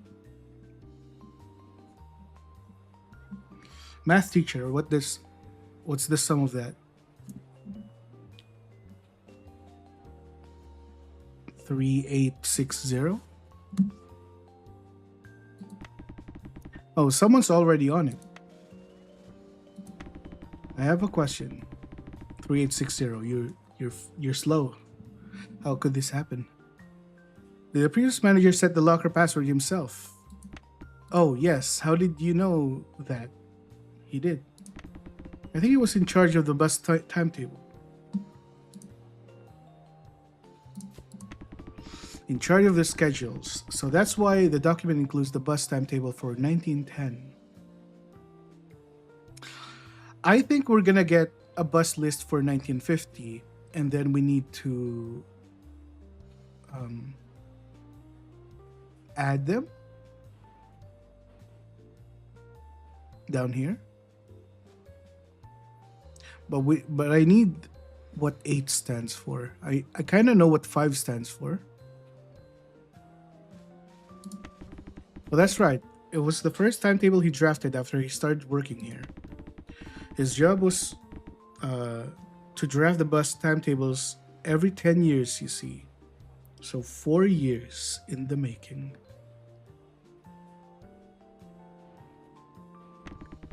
He retired after drafting the bus timetable this year. The 1950 bus timetable, I mean. 40 years at the station then.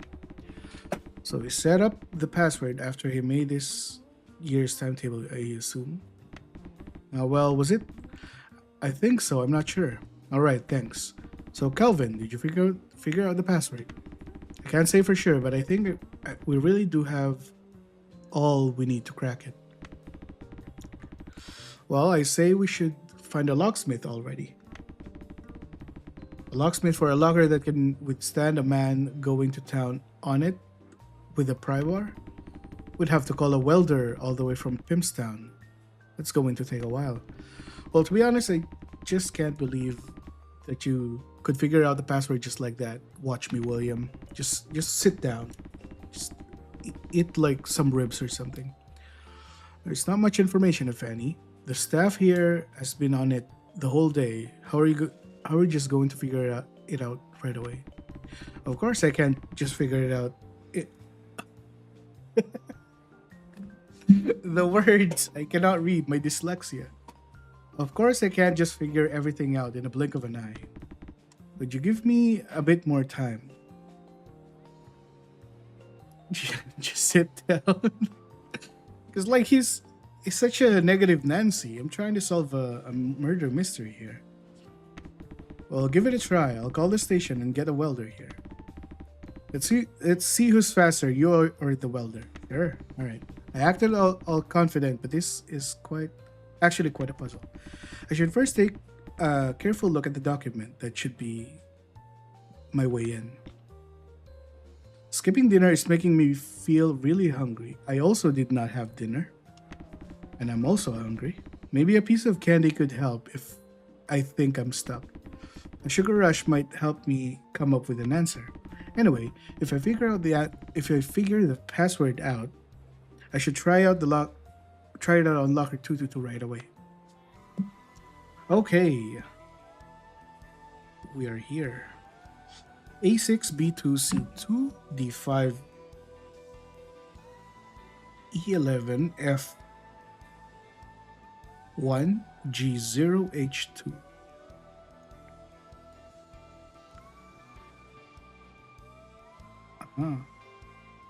How about A6, B2? So it's the number of characters. D5, E11, F. Why is 3 crossed out? Where's F?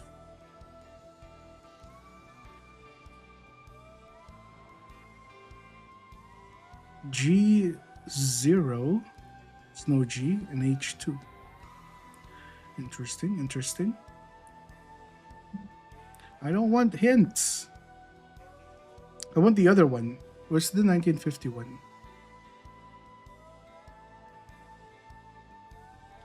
So I think I'm not supposed to add 1950 to 1910 to 1950. I'm supposed to get or solve this puzzle and then add the results to those puzzles. Let me just write that down. Password. A is crossed out with a 5. P is a 6 though. So P is 5. And then A is crossed out with a 5. So 5, 5. S is a 5. 5, 5, 5, 5. Cup 2 done. How does it feel? You're a quarter to the finish line. Word. W is 1. O is 5. R is 7. Also, do I need to... Oh, I see. A is 6. S is 5. So he was counting the O's. Oh, wait a minute. O is 5, sure. Do I need to subtract 5 from P? Okay, I'll do it here. I will do it here. So, P... now I can't do it.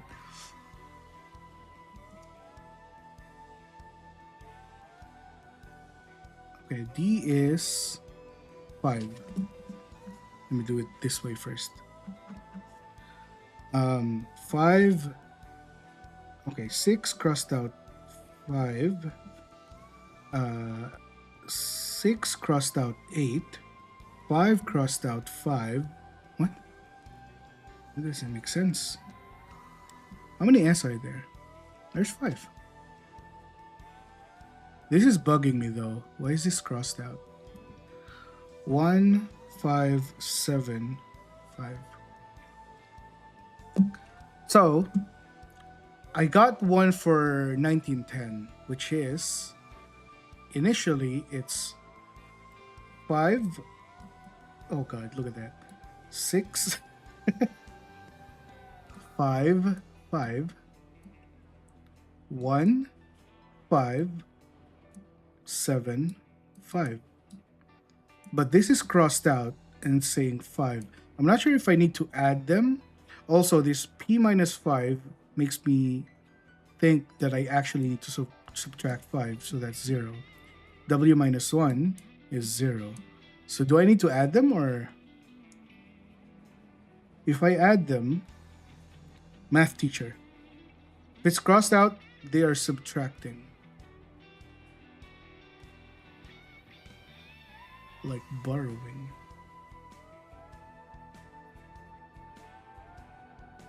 But then...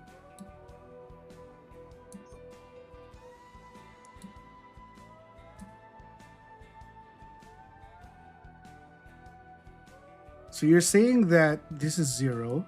This becomes 15. And this is 8. This becomes 0 and this becomes 0.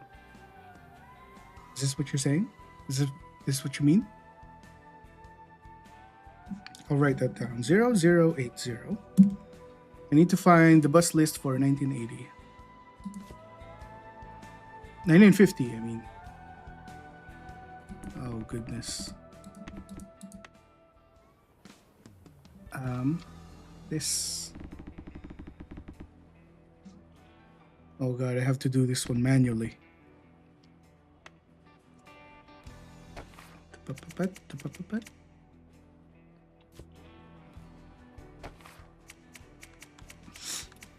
Inspect. But where is it? Okay, I have to do this manually.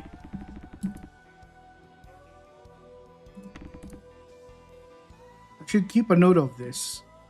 But where is it? Why would you not let me? Oh, it's here. I'm blind.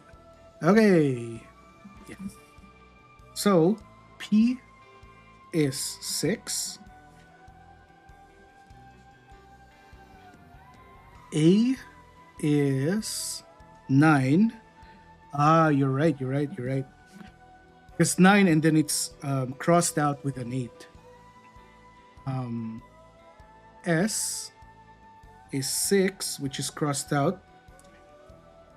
And then S is 6. And then 1, word. Password. 2 6 9.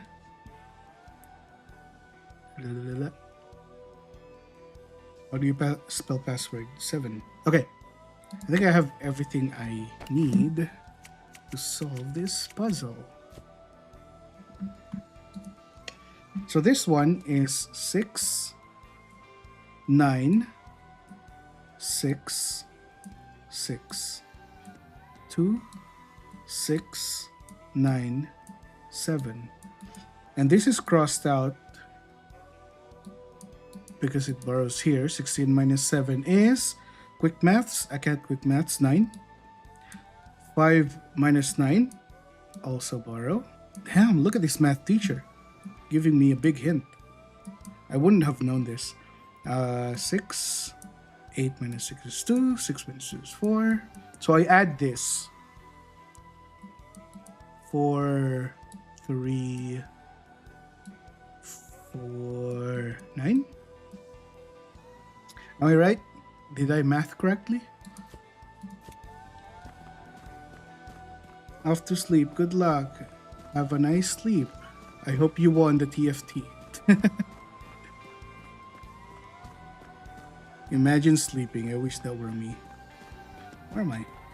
I did. That's good. Okay. 4. What did I put? 4, 3, 4, 9.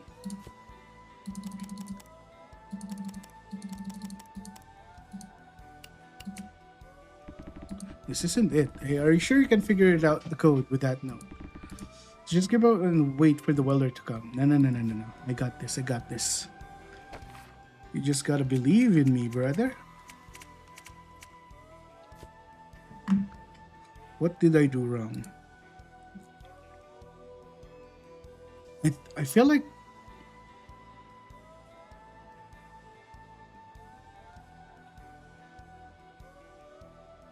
Or do I need to like minus 5 here still? No, I don't think so. Maybe this is wrong. Maybe I shouldn't have done this. So this should be 6. But then that would be 1, 0. I am screwed. I'm Scrooge McDuck.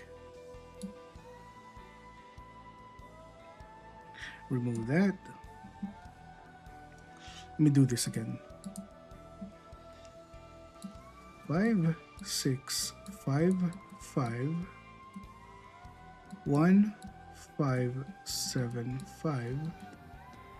This is 0. Borrow 1, 8, right? 8. I'm mathing correctly. 4. Why did I write 6? I'm a dumbass. 6, 9, 6, 6, 2, 6, 9, 7.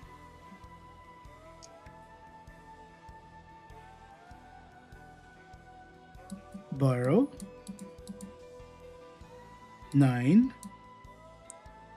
Borrow 6, 2, 4.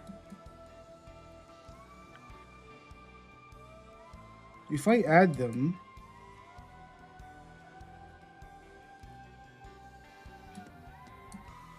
eight, 3, 8 plus 6. 8 plus 6, 14. 4, 9. 8, 3, 4, 9. I'm not crazy, am I? 8, 3, 4, 9. Hey!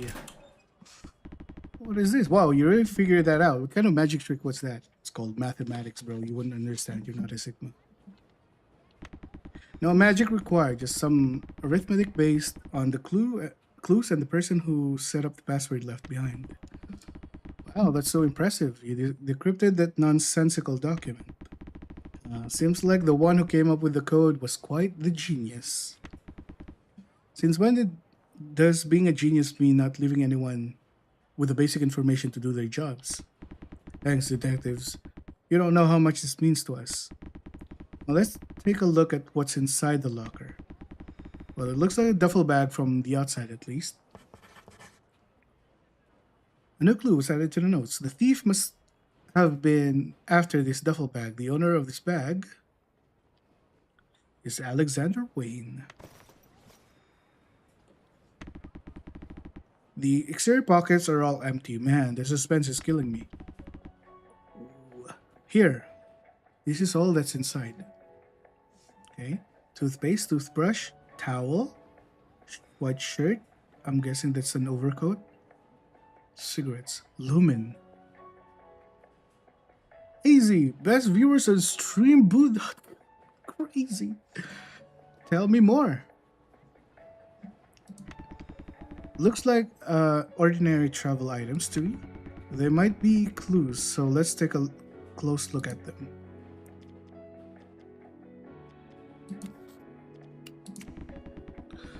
It's a tailored suit. Looks like this man kept a spare for his travels, but there are no labels. See the clothes here? None of these have any brand labels on. Yeah, major clue right there.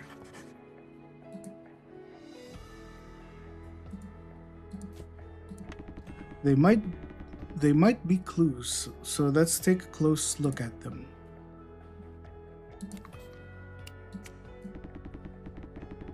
These look unused. They're not even open. What, the toothbrush? No way! What is it, William? This toothpaste is $4 for a tube. It's very expensive. I mean, yeah, I guess in this imagine $4 is expensive for toothpaste. I didn't even know that people actually use this. How much money did he have? Did he even have? Calvin, a robber very well could have been after this bag, even knowing that it didn't have any cash inside. Well, that's possible. Now that I look at it, even the towel and the toothbrush look expensive. Oh. Let's note that down as expensive toiletries. They might be clues, so let's take a closer look at them. Cigarettes. Man, this man had taste. Lumen cigarettes. A full carton of these expensive cigarettes. I wish I was rich enough to smoke a carton of these every day. That's the point, William. So you get it too, right? Lumen, they're expensive, but they really are the best. No, I mean there's an entire carton of cigarettes in the bag. It's missing two. What's wrong with that? It's a bit excessive. One bag suggests that it was a short trip. The trip was maybe 2 or 3 days long. Too many cigarettes though, it doesn't add up. Maybe they were selling it. I don't think it's that strange. A heavy smoker would burn through carton in no time. My mom would disagree. This is like a brunch pack. If you smoked a couple of packs a day, then this wouldn't be a big deal. So whoever owns the bag was also a heavy smoker. This is not enough. I think we checked out everything here, so detectives, the culprit. We'll do some more work on this case and try to arrest the suspect as soon as possible. Yes, understood, but don't hesitate to contact us. We'll be here. What if the suspect is the guy who just died? Also 777. What is that about? Great, we're done here. It's time for some beer. Wait, it's still noon. I still have something I'd like to check out. We need to ask the attendant at the ticket booth about the dead man on the beach. We need to know if he saw Alexander Wayne. Fine, you're paying for all the drinks tonight though, got it? Selene is waiting for me at home. Cut me some slack. I should go talk to the ticket seller to see if anyone saw the dead man yesterday. All strikes it.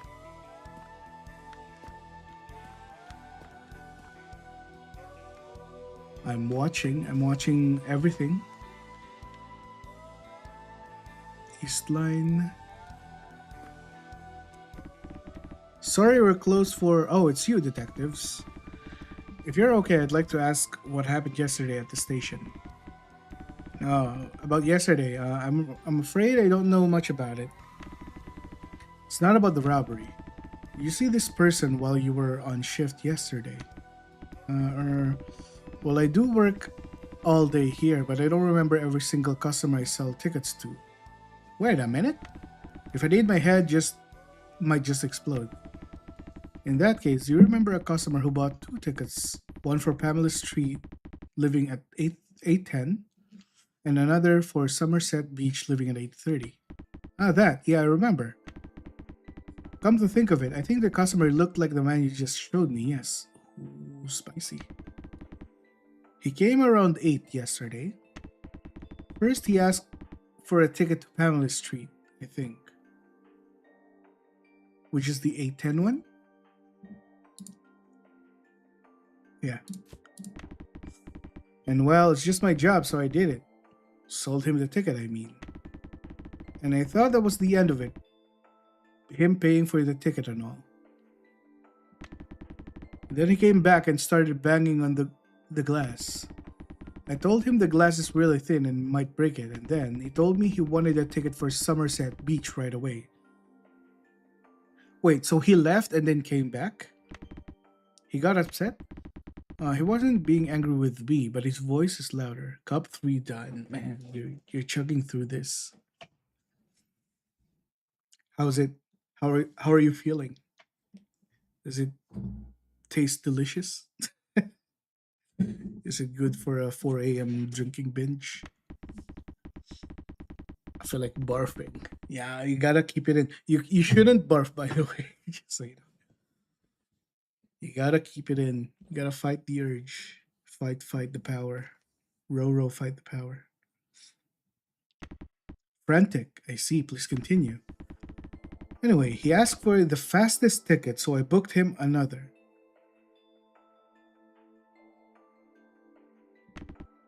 But then his ticket bound for Pamela Street is now useless. Okay, so he is the one who put his belongings in the 222 locker. And then something happened. Something happened that agitated him. That he booked something, booked a bus for Somerset Beach. And then at that night,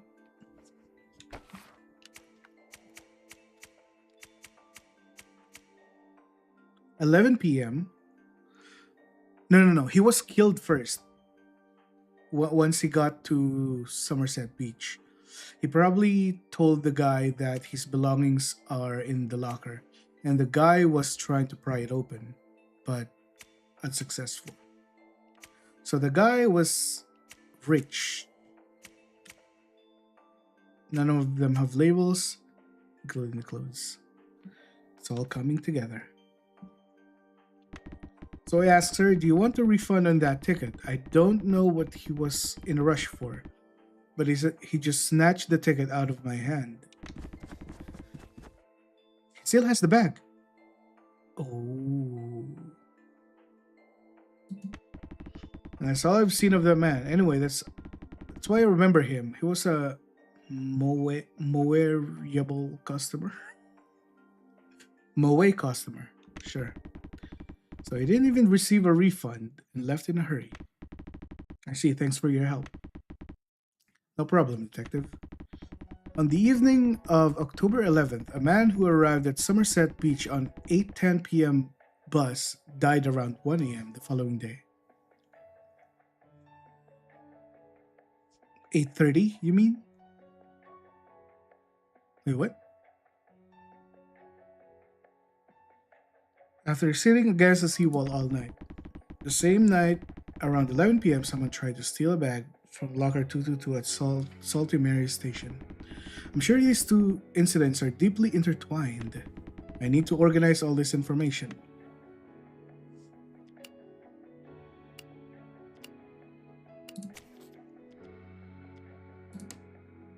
Ho ho ho! I like it. Belongings.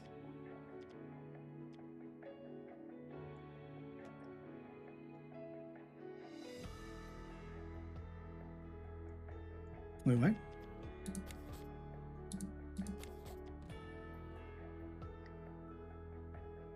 Sure.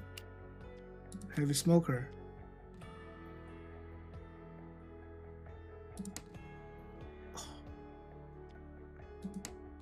Oh, okay. Okay, so I'm. Yes, this is right.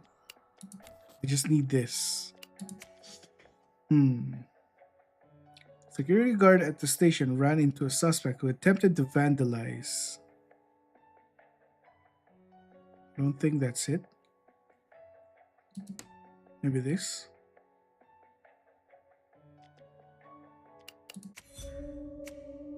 Evidence, suspects, crime scene. This is it. Checkmate. I like the effects. Um,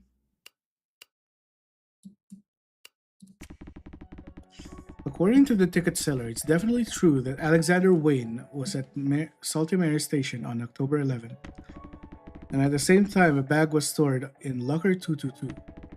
A strange large amount of cigarettes and clothes with all the labels removed. These things can't just be coincidence. It only makes sense that Alexander Wayne was the owner of this bag. Yes. And whoever tried to rip open Locker 222 in order to get his hands on the bag is the killer. This person isn't just a robber, but a key figure in this case. I don't think this person would be easy to track down.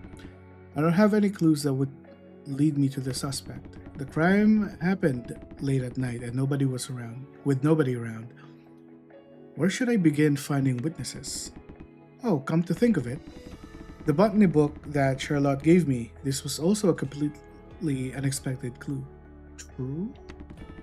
Maybe this case shouldn't be approached the regular way. I hope this book could tell me the answer. Ooh.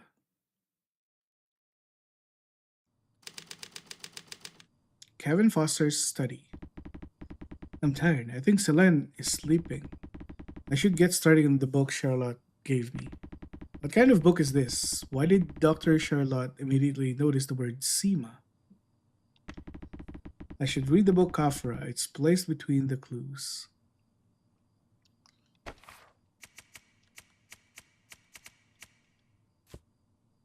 Kinds of all mysterious flowers revealed in America.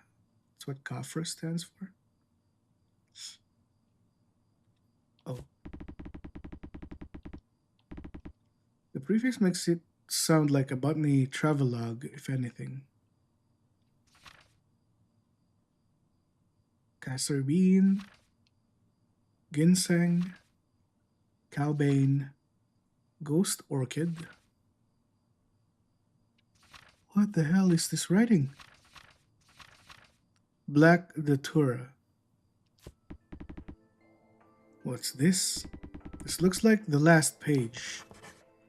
Something is definitely strange about botany other than the curious SEMA. There are pages that look like cipher. Oh no. We have to decipher all this?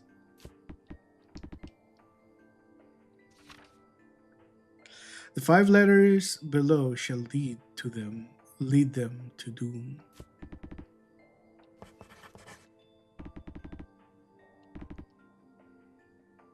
I guess it's hard to forget with all these weird things at the end.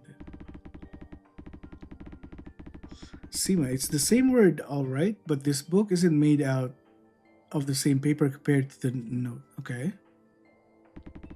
Somewhere out there should be a different version of this book. Maybe it's time I visited some bookstores. Charlotte said that this paperback was tucked somewhere in the back.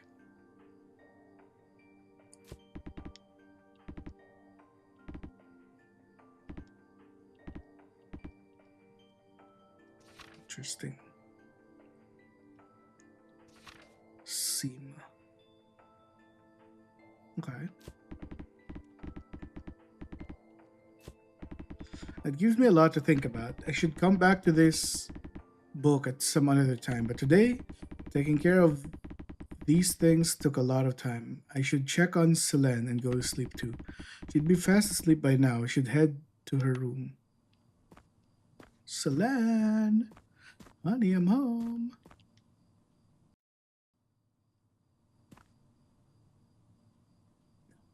She's sleeping. Don't turn on the TV.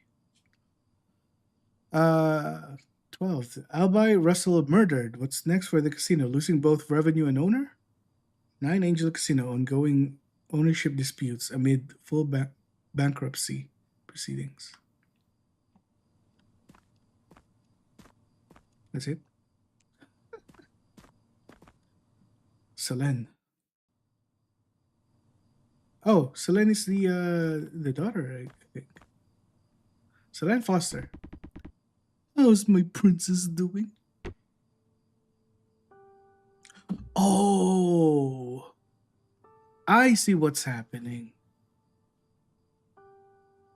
I'm gonna die, aren't I? She's pretending to sleep. I guess she was waiting for me to come home. I'm going to die is my prediction.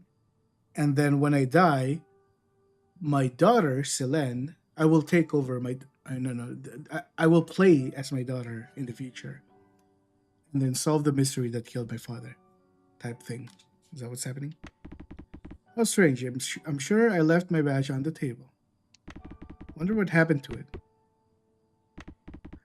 She looks up to me. Oh no, I'm going to be in big trouble when they found out I lost my badge. They might even fire me from the police department. No, Daddy, no. What, you weren't sleeping? Ah, so you were keeping my badge safe for me. I'm sorry, Dad. I don't want you to get in trouble. Hey now, Princess, tell me what happened, alright? I have a show and tell at school next week. Cute. Can I screenshot this? Show and tell? What are you presenting? I can choose my own topic. I said I'll talk about you, Dad, and I wanted to show your badge to everyone. So that's why I took your badge this morning. I wanted to practice presenting. I see. Oh, a presentation. That's big business. It's fine. I practiced today. Really? No, that's more like you, Selene. Can I listen to your presentation, I mean? Right now? Sure. Give me a second. Ahem. Watson here will also listen to you. Listen with you. Hello everyone, I've started my presentation about my dad. Wow, this is exciting, isn't it, Watson? My dad is a detective at the Somerset Police Department. Detectives are police officers who keep Somerset safe. It's too bad that he always comes back home so late, but he's busy catching criminals. But my dad is still the best and nicest detective in Somerset. That's really touching, Selene. You grew up so fast. I'm sorry I took your badge, Dad. What if the other officers give you a hard time about it? Don't worry about it. If push comes to shove, at least, William will have my back, right? Oh, that's right. There's Uncle William. It's such a relief, Dad. I need my badge for work, so why don't you take this coat to show and tell instead? A coat? Yeah, it's the coat I always wear when I go to crime scenes, and you could call it my work coat. God, it's already sad. I lend it to you. I'll lend it to you when you're presenting. Wow, that's great. Thanks, Dad. Oh, here's something in your. There's something in your coat pocket. Oh, that's a book I'm reading for an investigation. I want to read it too. It's already late. You need to go to bed, Selene. I think it would be a bit difficult for you, Selene, and I don't think it would be very fun either. I like difficult books. I read this one today. Introduction to Cryptography. God damn. You found it at my study, right? You read it? Yes. Was I not supposed to? Of course not. But this book must have been very difficult. Did you understand what was in it? Of course. Although I didn't know what some of the words meant. Let's see. If you read up to fundamentals of substitution ciphers, where did you have the most trouble reading? Well, you see, I'm not exactly sure what this cipher really is. They all make me super dizzy, and it Takes too long to solve. Why would someone make something like that? Ciphers, you see, are made because you want to keep what you want to say a secret. Why should I keep what I want to say a secret? Well, right, for example, do you see the moon outside the window? Let's draw the moon like here like this. And now let's say that this round moon is a cipher that means Selen. I'm the moon? Yes, you are. Your name comes from a real goddess of the moon in mythology, Selen. A goddess of the moon. Now then, nobody else would know who this letter is for, right? They'll just think, oh, someone drew a circle on the envelope. But you would know, won't you? You'd notice I sent this letter for you, Selen. Because this circle is a moon that means Selen. On the other you, Selen, the only person who knows that is me. And Watson too. Watson heard everything. That's right. So this cipher is what the three of us share. These secrets are how ciphers are made. But my teacher said secrets are bad. Your teacher is bad. My teacher says that you shouldn't keep it a secret if you're being bullied. Wait, what? Are you being bullied? Well, not all secrets are bad. Some things can become special because they are a secret. Like the fact that I love you very much, Selen. Keeping that a secret? You're a bad father. Then I'll make one too, a cipher that only we know about. Your moon is round, and my moon is a baby moon. That means my dear dad. It means my dear dad.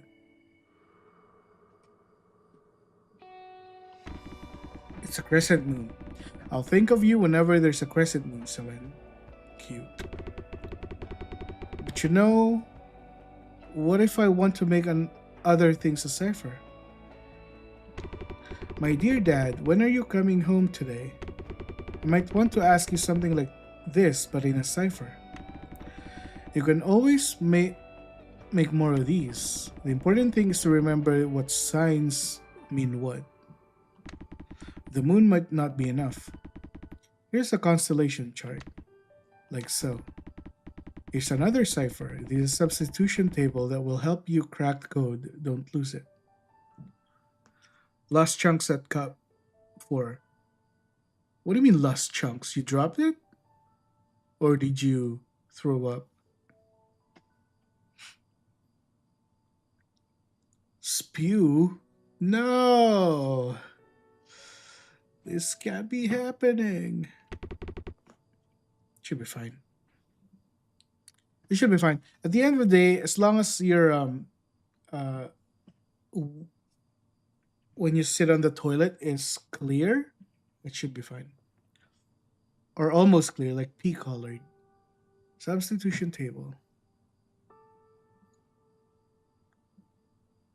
It's not clear yet. Well, so it's not clear as in water clear. It should be like pea colored. You'll get there. Drink all of it at once. You think you can figure it out?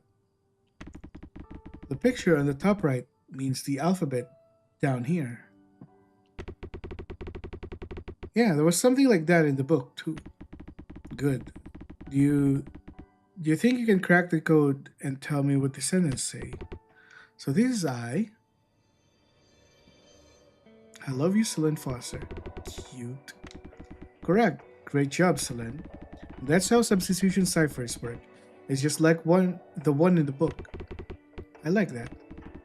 Right now that we're done making our cipher, it's time for a good girl to go to sleep. But if I go to sleep, I think I might forget the cipher. I don't want to sleep. Well, you could always keep the table safe here in this drawer and look it up, right? But I'll remember it for you just in case you forget. Don't worry, Selen. AC, go to sleep. It's 6. DG, you woke me up at 4. How dare you? And then you asked me when's the next stream. And then me, being a good Samaritan, I was like, you're awake. I'm now awake because of you. I might as well stream. And then you're asking me to go to bed. What is this bullshit?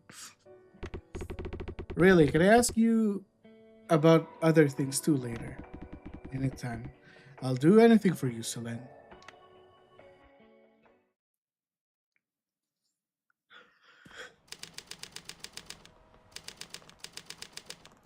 To be fair,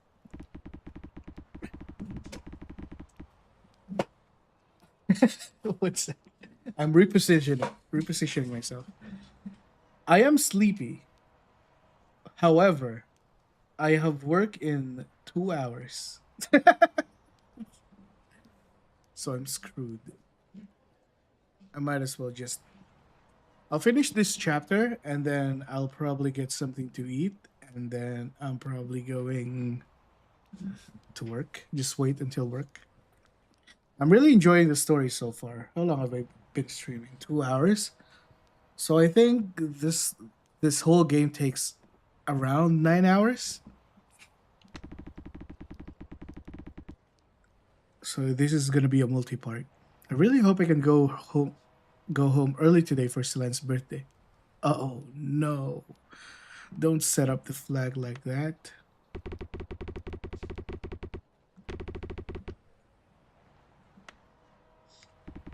I should do as much work as possible today, and I need to go to the bakery today. I know I'm going to forget it if I don't go right away. I should head to the bakery first since it's on the way to the station. I'm gonna die.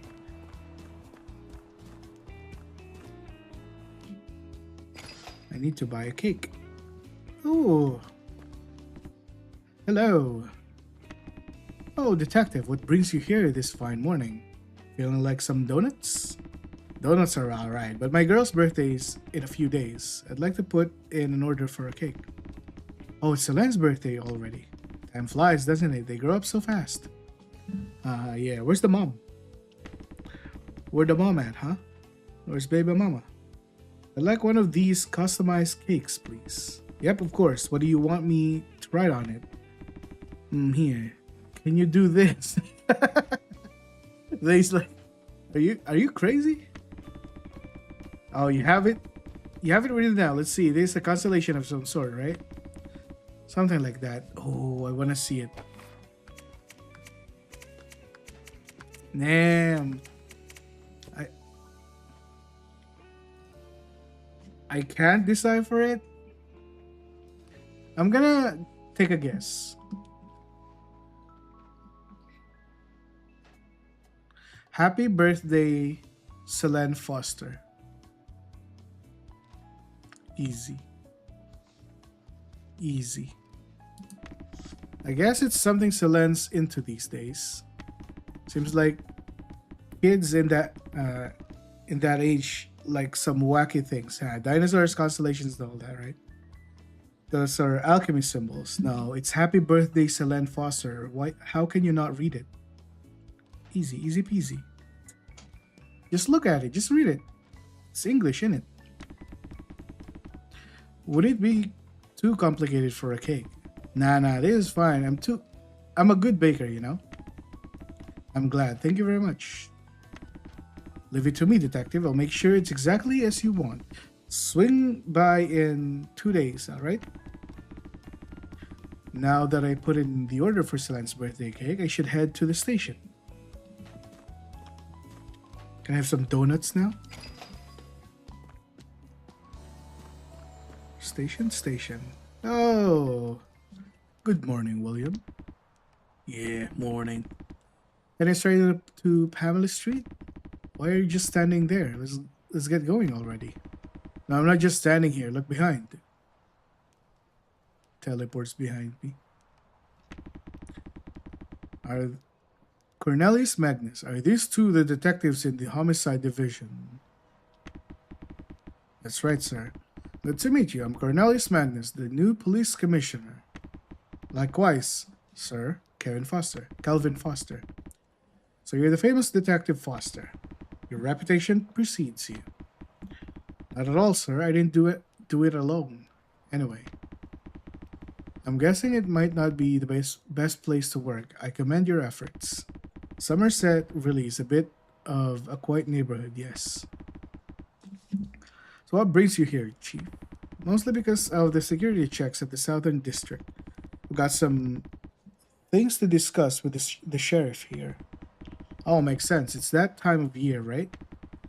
I've heard that you've got an interesting case in your hands right now. Is that right? Oh, it's nothing. It's really nothing of the sort. We're just starting the investigation. We only beginning.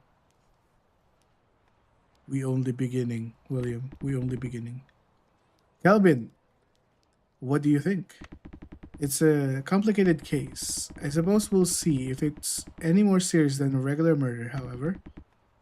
Complicated case. I heard that an unidentified corpse was found on the beach. Oh, we ended up figuring out who he was. I believe his name is Alexander Wayne. He was a Somerset resident, around 40 years old. He was a bachelor, too. Right. Anything in this investigation giving you trouble? I think we'll find out soon. Yes, thought as much. This is a personal question, Detective. Have you considered the possibility of mafia being involved in this case? Music? The jam? Mafia? Some families are starting to expand into other territories. Bad business. Have you heard of the Nine Angels Casino going bankrupt? The newspaper were all talking about that for a few days. The mafia scum are busy fighting wars amongst themselves. And even the weaker families in the south are trying to get a cut for themselves. So that's why the security checks in our region are ramping up too. A man who dies mysteriously on the beach without resisting. Pretty common way to do a hit, no? Dump someone on the beach when nobody's watching. You think the mafia is involved in this murder, Chief? It's me. I'm not the one investigating this. That's why I'm asking you, Detective. If you're asking for my opinion, as the presiding detective, I believe there are multiple ways to approach the case. But it would not be a good idea to lock in our perspective from a particular angle, of course. Right, that's what I expected. But chances must be taken when they come. You don't get second chances very often. The mafia scum are destroying themselves from the inside. They are weak. A replacement in leadership and the chaos that ensues from it is perfect opportunity to rid our country of the mafia for once and for all.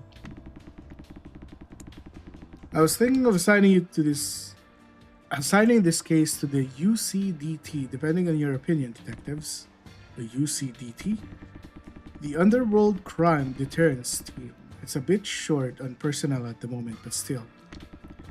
We're trying to find capable detectives who are also immediately available. Detective Calvin Foster, I've heard that you are a natural-born detective known for your drive and capabilities. I'm willing to recruit and assign more personnel under your command if you wish to join the team. So you weren't just here to discuss security details. I'm not forcing you to accept. The police department here needs more people anyway. Sure. Oh, we sure do. Think it over. Take as much time as you need. Anyway, if this case is really related to the mafia, I'd like to have you on the team one way or the other. Of course, sir. Right, I should take my leave now. I'm hoping for good results, detectives. Oh, goodbye, sir. William. He didn't even speak to William. Ew, real viper at that.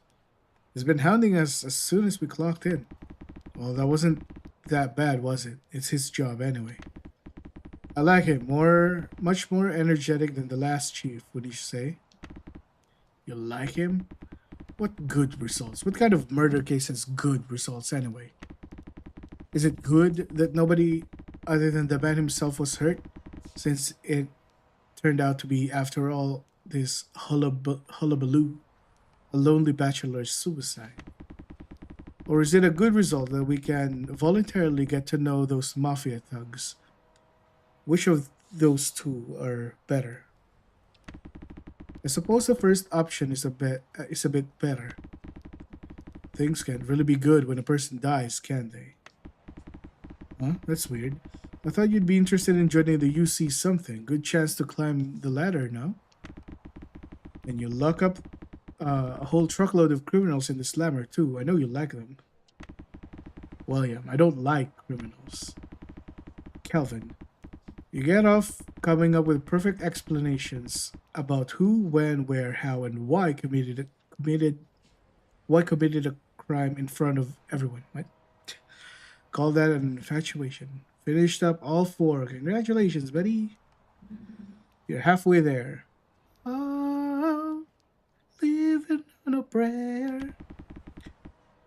Never felt that infatuation, no. But anyway, I thought you would immediately accept that kind of offer. You know me, don't you? I like working in Somerset. Can't leave behind Selene either. As if you spend enough time with her to begin with. To be honest, I feel like my distribution was done wrong. How so? Were you using a smaller cup?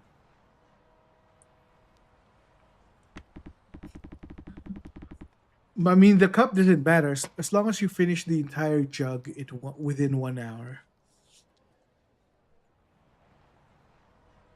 So I think it'll be empty by cup 6. Oh, okay. You're using a bigger cup.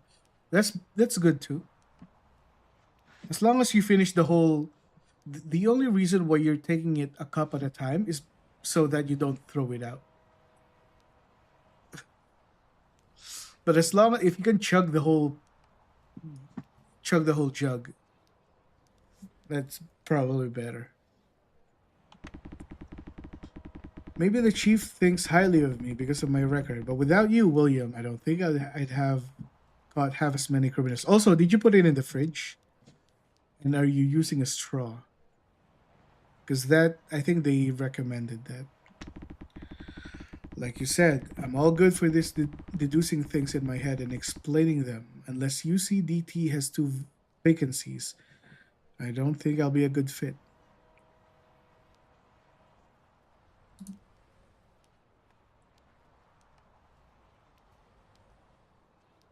Okay, that's what he meant. Well, I guess I'm more of a field guy than you. I'm always the first one to get to the scene, too. That's right. As a matter of fact, we should get to the mansion on 17th. Spent enough time chatting away, don't you think? Alright. Get in already. Hope you have your badge. Of course. Declined Magnus's offer to join the UCDT. Okay. 2 days after. Or 1 day after. So this is Alexander Wayne's house. A man living here alone must be a proper weirdo. It seems like it hasn't been long since Wayne moved to Somerset. That's what the ledger says. Ah, this seals the deal. It was in the fridge, yeah. It was recommended that it should be um, chilled before consumption. It didn't make it better. I don't know what it tastes like if it's not chilled, but it didn't make it better for me. I'm sure the guy got ripped off big time by some real estate broker and drew the wrong straw. How else could a man have moved here? Everybody knows that the development plan for this area is going nowhere. Ooh, the book. Oh no, I know the case that this is based on. That I know there's the book is gonna be there. William, I see the car with the broken window over there. Oh yeah, let's go take a look. I should go take a look at the car right over there. Phew, that's rough. Someone broke the glass from the outside. Some blood is on the outside of the window, and most of the broken glass shards fell inside the car. Like William said, the glass was definitely broken from the outside. If the car is parked right outside the house, does that mean that this is Alexander Wayne's car? Let's see what's inside. Look at this. In the glove box. Be careful, don't cut yourself on the glass. Hang on. There's something on the floor. A little cut won't kill me. You don't want to bleed on the scene and contaminate the evidence. And you should have your gloves on when you're handling evidence. I should have known better. Right. Take these gloves. Thank you very much. My pleasure. So what's this? It's wrapped carefully with a newspaper. The Somerset Daily for the 12th. Huh. It's gonna be the book. Why don't we unwrap it? It's the Kafra book. The newspaper itself looks pretty normal. This Kafra. This name rings a bell. Right, isn't that the same book the doctor lent you yesterday?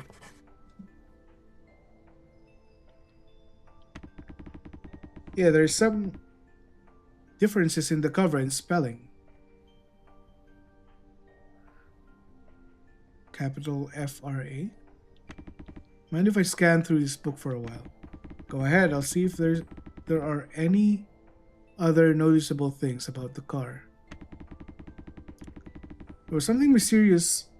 There were some mysterious pages in the paperback that Dr. Charlotte borrowed me.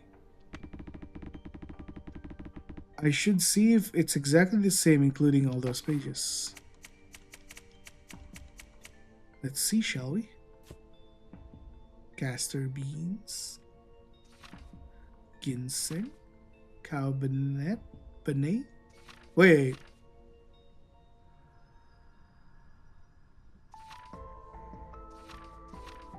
Ghost orchid. This is not here. It's identical to the paperback up to this point. However, I can tell this hardcover wasn't printed. If anything, it's closer to the author's manuscript. All the text and illustrations have been handmade. I didn't expect the illustrations to be hand-drawn. Some skills the author's got. Ooh. The same goes for this book. Only the pages about the Black Datura has been made unintelligible. The paperback version had this page filled out with garbled letters, but this manuscript has proper English text on it. If this page is supposed to be identical to the one in the paperback, are those letters supposed to be a cipher of some sort? If the ink splotch was made intentionally to stop people from breaking the cipher, let's see, the book was closed before the ink could dry, and the ink is smudged onto the previous page. That means whoever tried to ruin this page did not have the time to wait for the ink to dry. Time was running out, so this person broke the window, threw the book hastily wrapped in newspaper. I thought it was like carefully wrapped. Right, it is starting to make sense. I should see if the last page also says SEMA.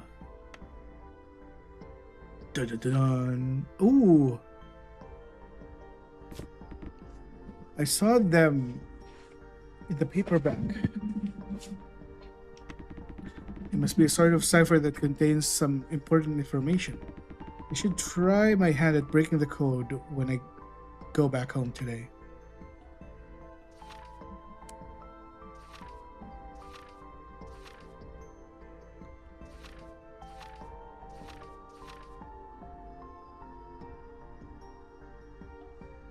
This is crazy. There's so many characters. Oh goodness.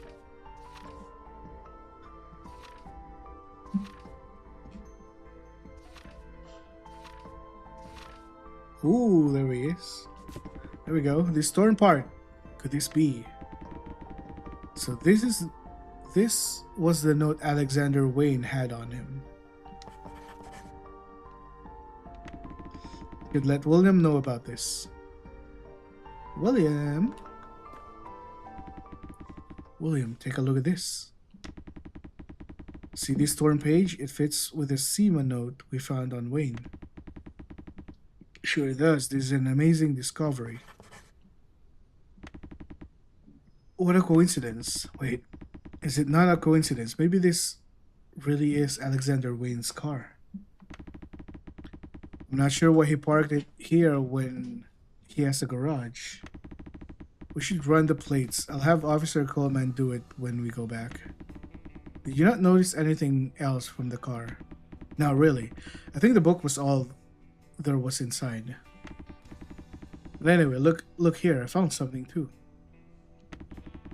Newspaper delivered while Alexander Wayne was away from home. The mailbox is empty, but still, the newspapers. It's a mix between dailies and weeklies. Oh, a popper.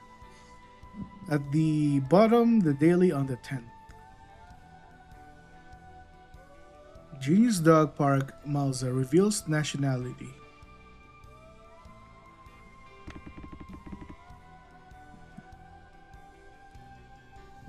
Man, why am I so sleepy? The Star Idol now visiting servers. I don't know why it is so funny. On the 11th. Noah, a burgeoning singer known for her delightful voice and lively pop music, is shrouded in mystery. This is 1950s, but ain't no way, bro. There's the weekly on the 12th. Check your neck and waist now. The horrific curse of turtleneck that could end the world. The famous painter Turtle Gus Ludwig also bereft. What are these? And the daily on the 13th, delivered this morning, I assume. Wait, there's something stuck to it. Your car's window is broken. Really? Let's see. Your car's window is broken. So, if he put the SEMA on his chest pocket, he tore it off, put it on his chest pocket, and left the book somewhere. Then someone else wrapped it in newspaper and threw it in the car. Possibly broke the car as well.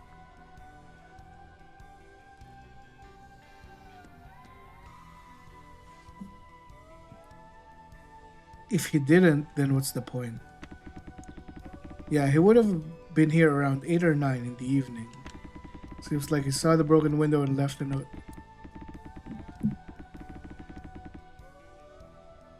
Man, I'm yawning. Where's yesterday's daily paper then? Did the guy forget to come by?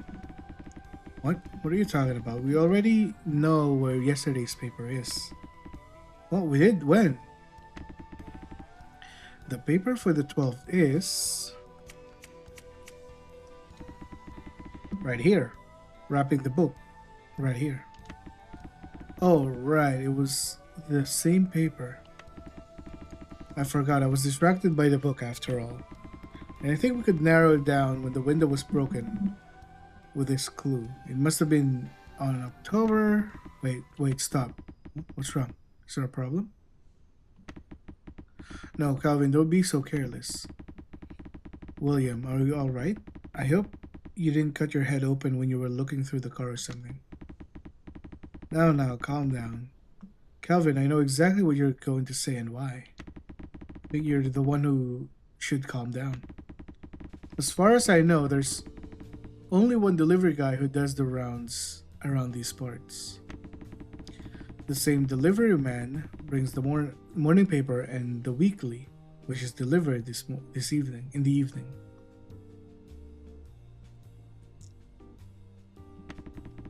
That delivery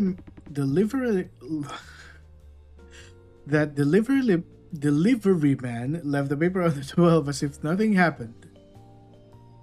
And then someone used the 12th paper.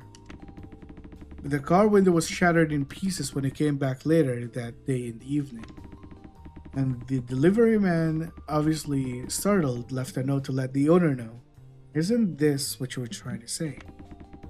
10 hours would have passed in between the delivery man's visits. And that's when the window was broken. I suppose this is your argument. However, that argument has a few holes. What I was trying to say is, hole number one. If, like what you're implying, the delivery man is actually innocent. Hold on, I didn't make any arguments. Alright, let's call this delivery man Tom. He is a sturdy, hardworking fellow in his 20s. Tom. While doing his job, Tom finds out that someone broke a window of a car parked in front of his customer's house. My gosh, that car is expensive. The repairs will be even more expensive than what I get paid each month. Whoever did it must not have been some small fry, he thinks. However, this wasn't when Tom left a note on the paper. Why would that be, you ask? Even in a ghost town like this, people would at least take care of their own cars. A humble delivery man like himself wouldn't need to let the owner know. And maybe the owner already knows. After all, why would someone just leave their expensive car in a state like that? Yeah, that makes sense to me. So Tom decided to just leave it alone. But a day passes and another. The car is still there, with its window broken. Now, Tom is sure whatever the owner of this house is doing, he wouldn't know what happened to his car. And Tom decided to finally leave a short note on the paper he delivered in that case. Yes, the note was left on the weekly on the 12th, but the broken window could have been discovered before then. I see. What I was trying to get at though. Wait, I'm not done yet. Here comes hole number 2. Perhaps this is what would hammer the last nail in this case. The last nail in this case, huh? I'm dying to know. Hope this doesn't shock you to death. I don't think you got to it yet. Hole number 2, if the delivery man happens to be the culprit. How's that? Quite incisive, no? Are you saying the delivery man broke the window? Yes, not only that, but he could have poisoned Alexander Wayne too. Interesting theory. Well, why would this hardworking 20-something Tom do that? Well, who knows? Maybe he had some bad blood between themselves.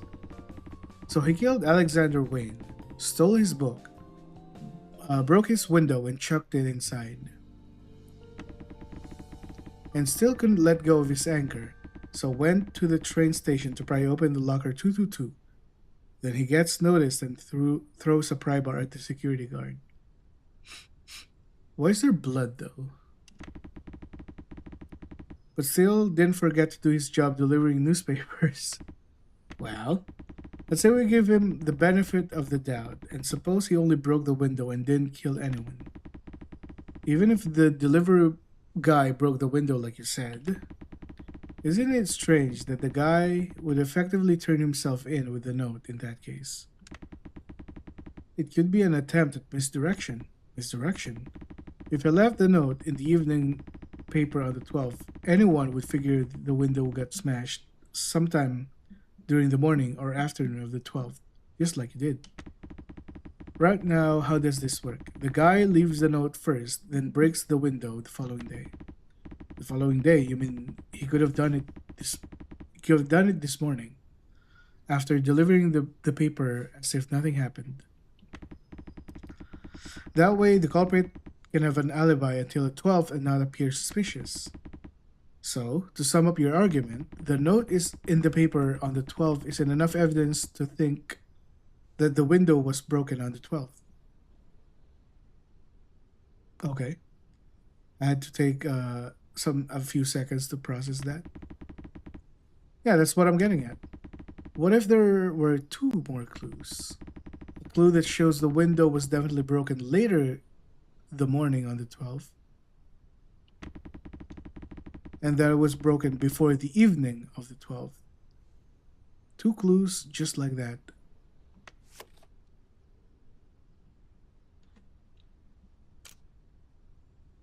I don't need contemplate.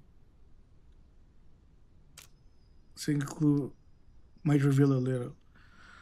Many clues combined can reveal the hidden truth.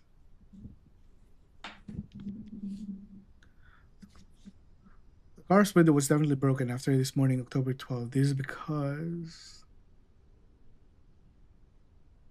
Definitely broken after the morning. This one. This repeat delivery man is the blank the criminal who broke the window.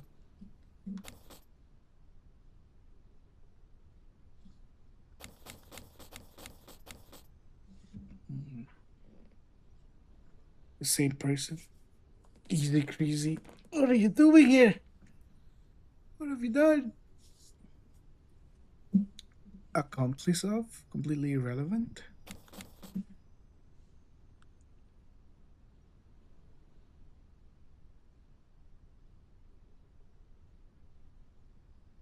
How would I know?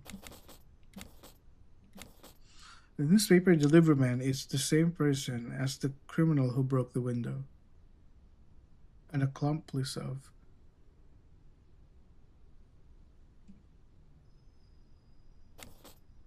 I feel like it's completely irrelevant. The reasoning behind this, it blank, the delivery man would leave a memo. Okay. Does that make sense? Letting the car owner know about a crime that did not exist. The car's window must have been broken before the evening of October 12th.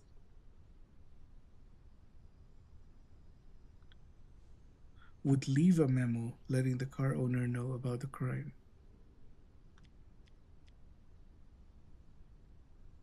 The reasoning for this,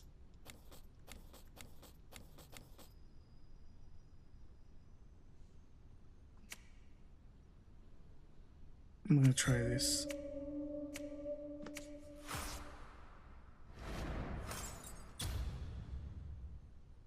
Is that right? Two more clues. Whoever broke the window used the paper on the 12th to wrap the hardcover book. That means that somehow the paper on the 12th should have been delivered and left underneath the mailbox, no? You can't use a newspaper that doesn't exist to wrap the book, right? It's true. Although you said the delivery man could have been the culprit, I'm not sure I agree with you, Willard. Why is that? It wasn't much, but there was blood on the broken window. Whoever did it would have been injured. A delivery man wouldn't just deliver papers around town while injured. Even if it's just a flesh wound. I don't think the pain is the real problem here. The delivery man have to go door to door with a smile. What do you think would happen if one day the guy is just injured? Someone would remember it. Well, that's true, but if the culprit didn't want to appear suspicious, the blood stain would have been removed. But it wasn't, no? The delivery man is not related to the culprit at all. He's just a good citizen who left a note as soon as he noticed the broken window. And since 2 days' worth of newspaper was stacked underneath the mailbox, he would have noticed the owner of the house wasn't there. Although he doesn't know when exactly the window was broken, he wanted to let the owner know that he did find out at the moment. This means the window couldn't have been broken later than the evening of the 12th, when the weekly paper would have been delivered. The delivery man wouldn't have pulled a prank on the car's owner over an unbroken window. Yeah, I guess you're right. But if it had happened between yesterday morning and evening, if we had identified Alexander Wayne sooner and come straight to this house, we might have run into the window vandal ourselves, no? Yeah, that would have been for the best in many ways, but it's a shame things didn't work out that way. For now, I think the best course of action is to go inside the mansion and see for ourselves. Yeah, the car is in sore state, so who knows what the inside would look like. An empty house, it doesn't seem like only one person would be living here. Wouldn't the owner have a housekeeper of some sort? If there was a housekeeper who would have taken care of the newspaper and caught the window vandal. Should knock on the door. Sure.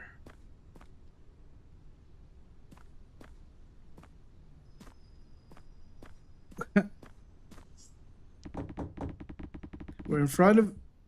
Wait, what? Anyone here? We're from the Somerset Police Department. Let's get the door open, Calvin. It's empty. Ooh. Wait, can't you hear someone inside? Are you sure? Hello, anyone there? Mysterious lady? Yes, give me a second, will you? Oh, that's a young woman speaking. Lucky, we could ask her some questions. Hey, she's young. She must have been in a relationship with the victim. Figures. Sorry, I was taking a shower. My god, that guy was dating you? William, what were you? Apologies. My name's Calvin Foster. I'm a detective at Somerset Police Department. Is this Mr. Alexander Wayne's home? Oh, I think you have the wrong address. I don't think I've ever heard of that name. Really? William, what happened? Isn't this the right place? 17 Pamela Street. This is the place. I'm not sure this is the place. Excuse me, but what is your name? Scarlett West. Oh yes, a beautiful name. Are you staying together with the owner of this house, Miss West? No, I live over there at Pimpstown. Do you know where the owner is then? He's out on a business trip. He's coming back tomorrow. Business trip.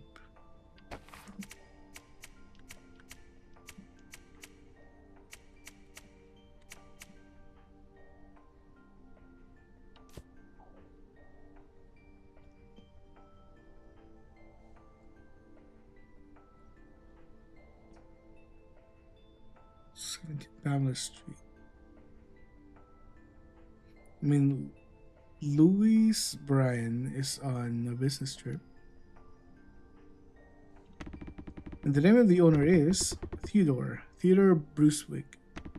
Brucewig? That's strange. That name wasn't on the list. Well then? No, wait, please. Wait.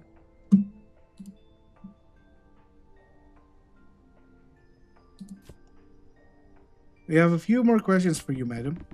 Oh yes, like the broken window of that car over there and all. I'm sorry, I don't really understand. There was a car with a broken window parked up there. Didn't you notice? Oh, I did. It was just parked out there on the street. Didn't you want to tell the owner or do something about it? Well, the owner is out on a business trip and I didn't think I should mess up with a car that's not mine. Yes, of course. And that car is Mr. Brucewig's. Yeah, he always parks wherever he wants. What's your relationship with Mr. Brucewig?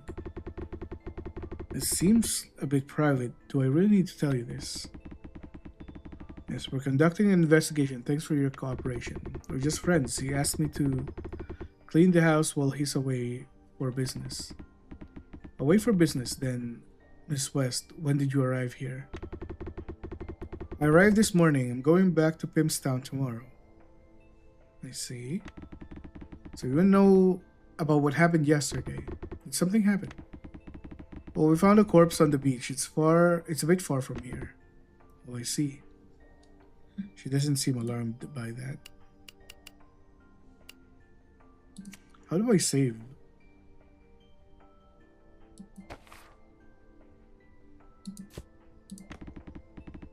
It was this man. Do you recognize him?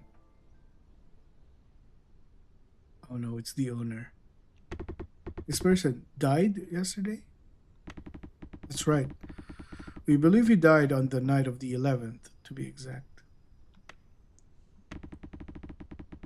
The appearance and the description matches Mr. Alexander Wayne, who is registered as the owner of this mansion on 17th Pamela Street.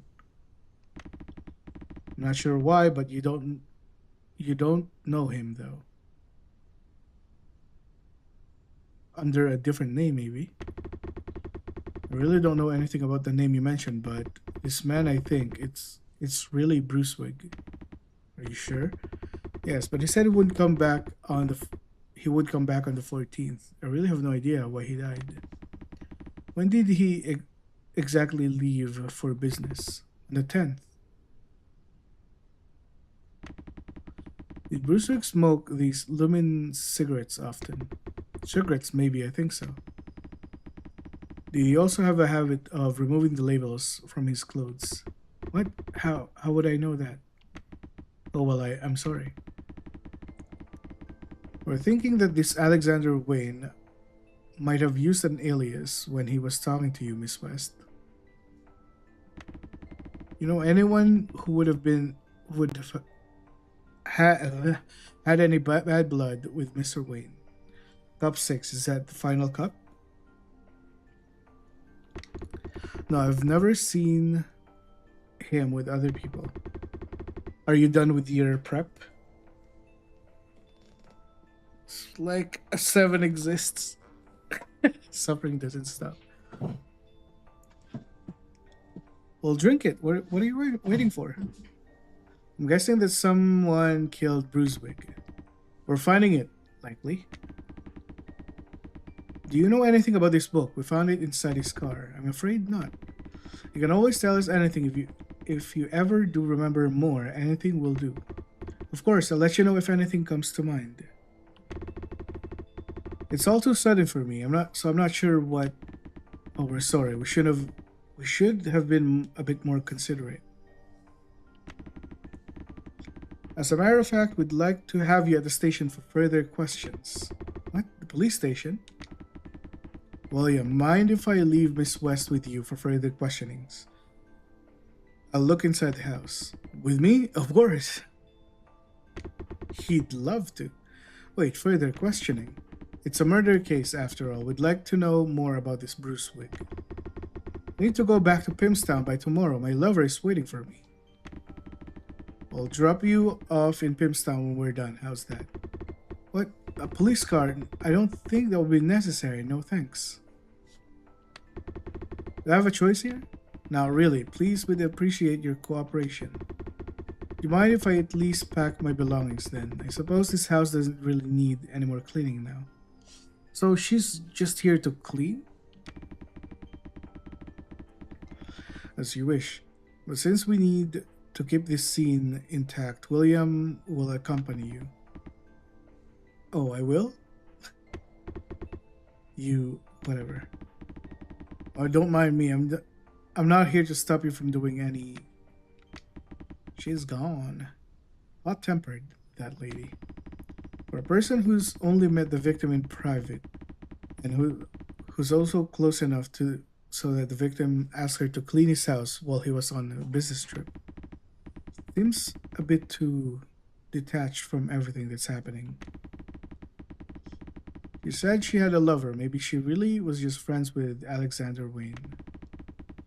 Wouldn't you be sad if your friend died? I guess she's just too surprised to even cry. Now, let's head inside already.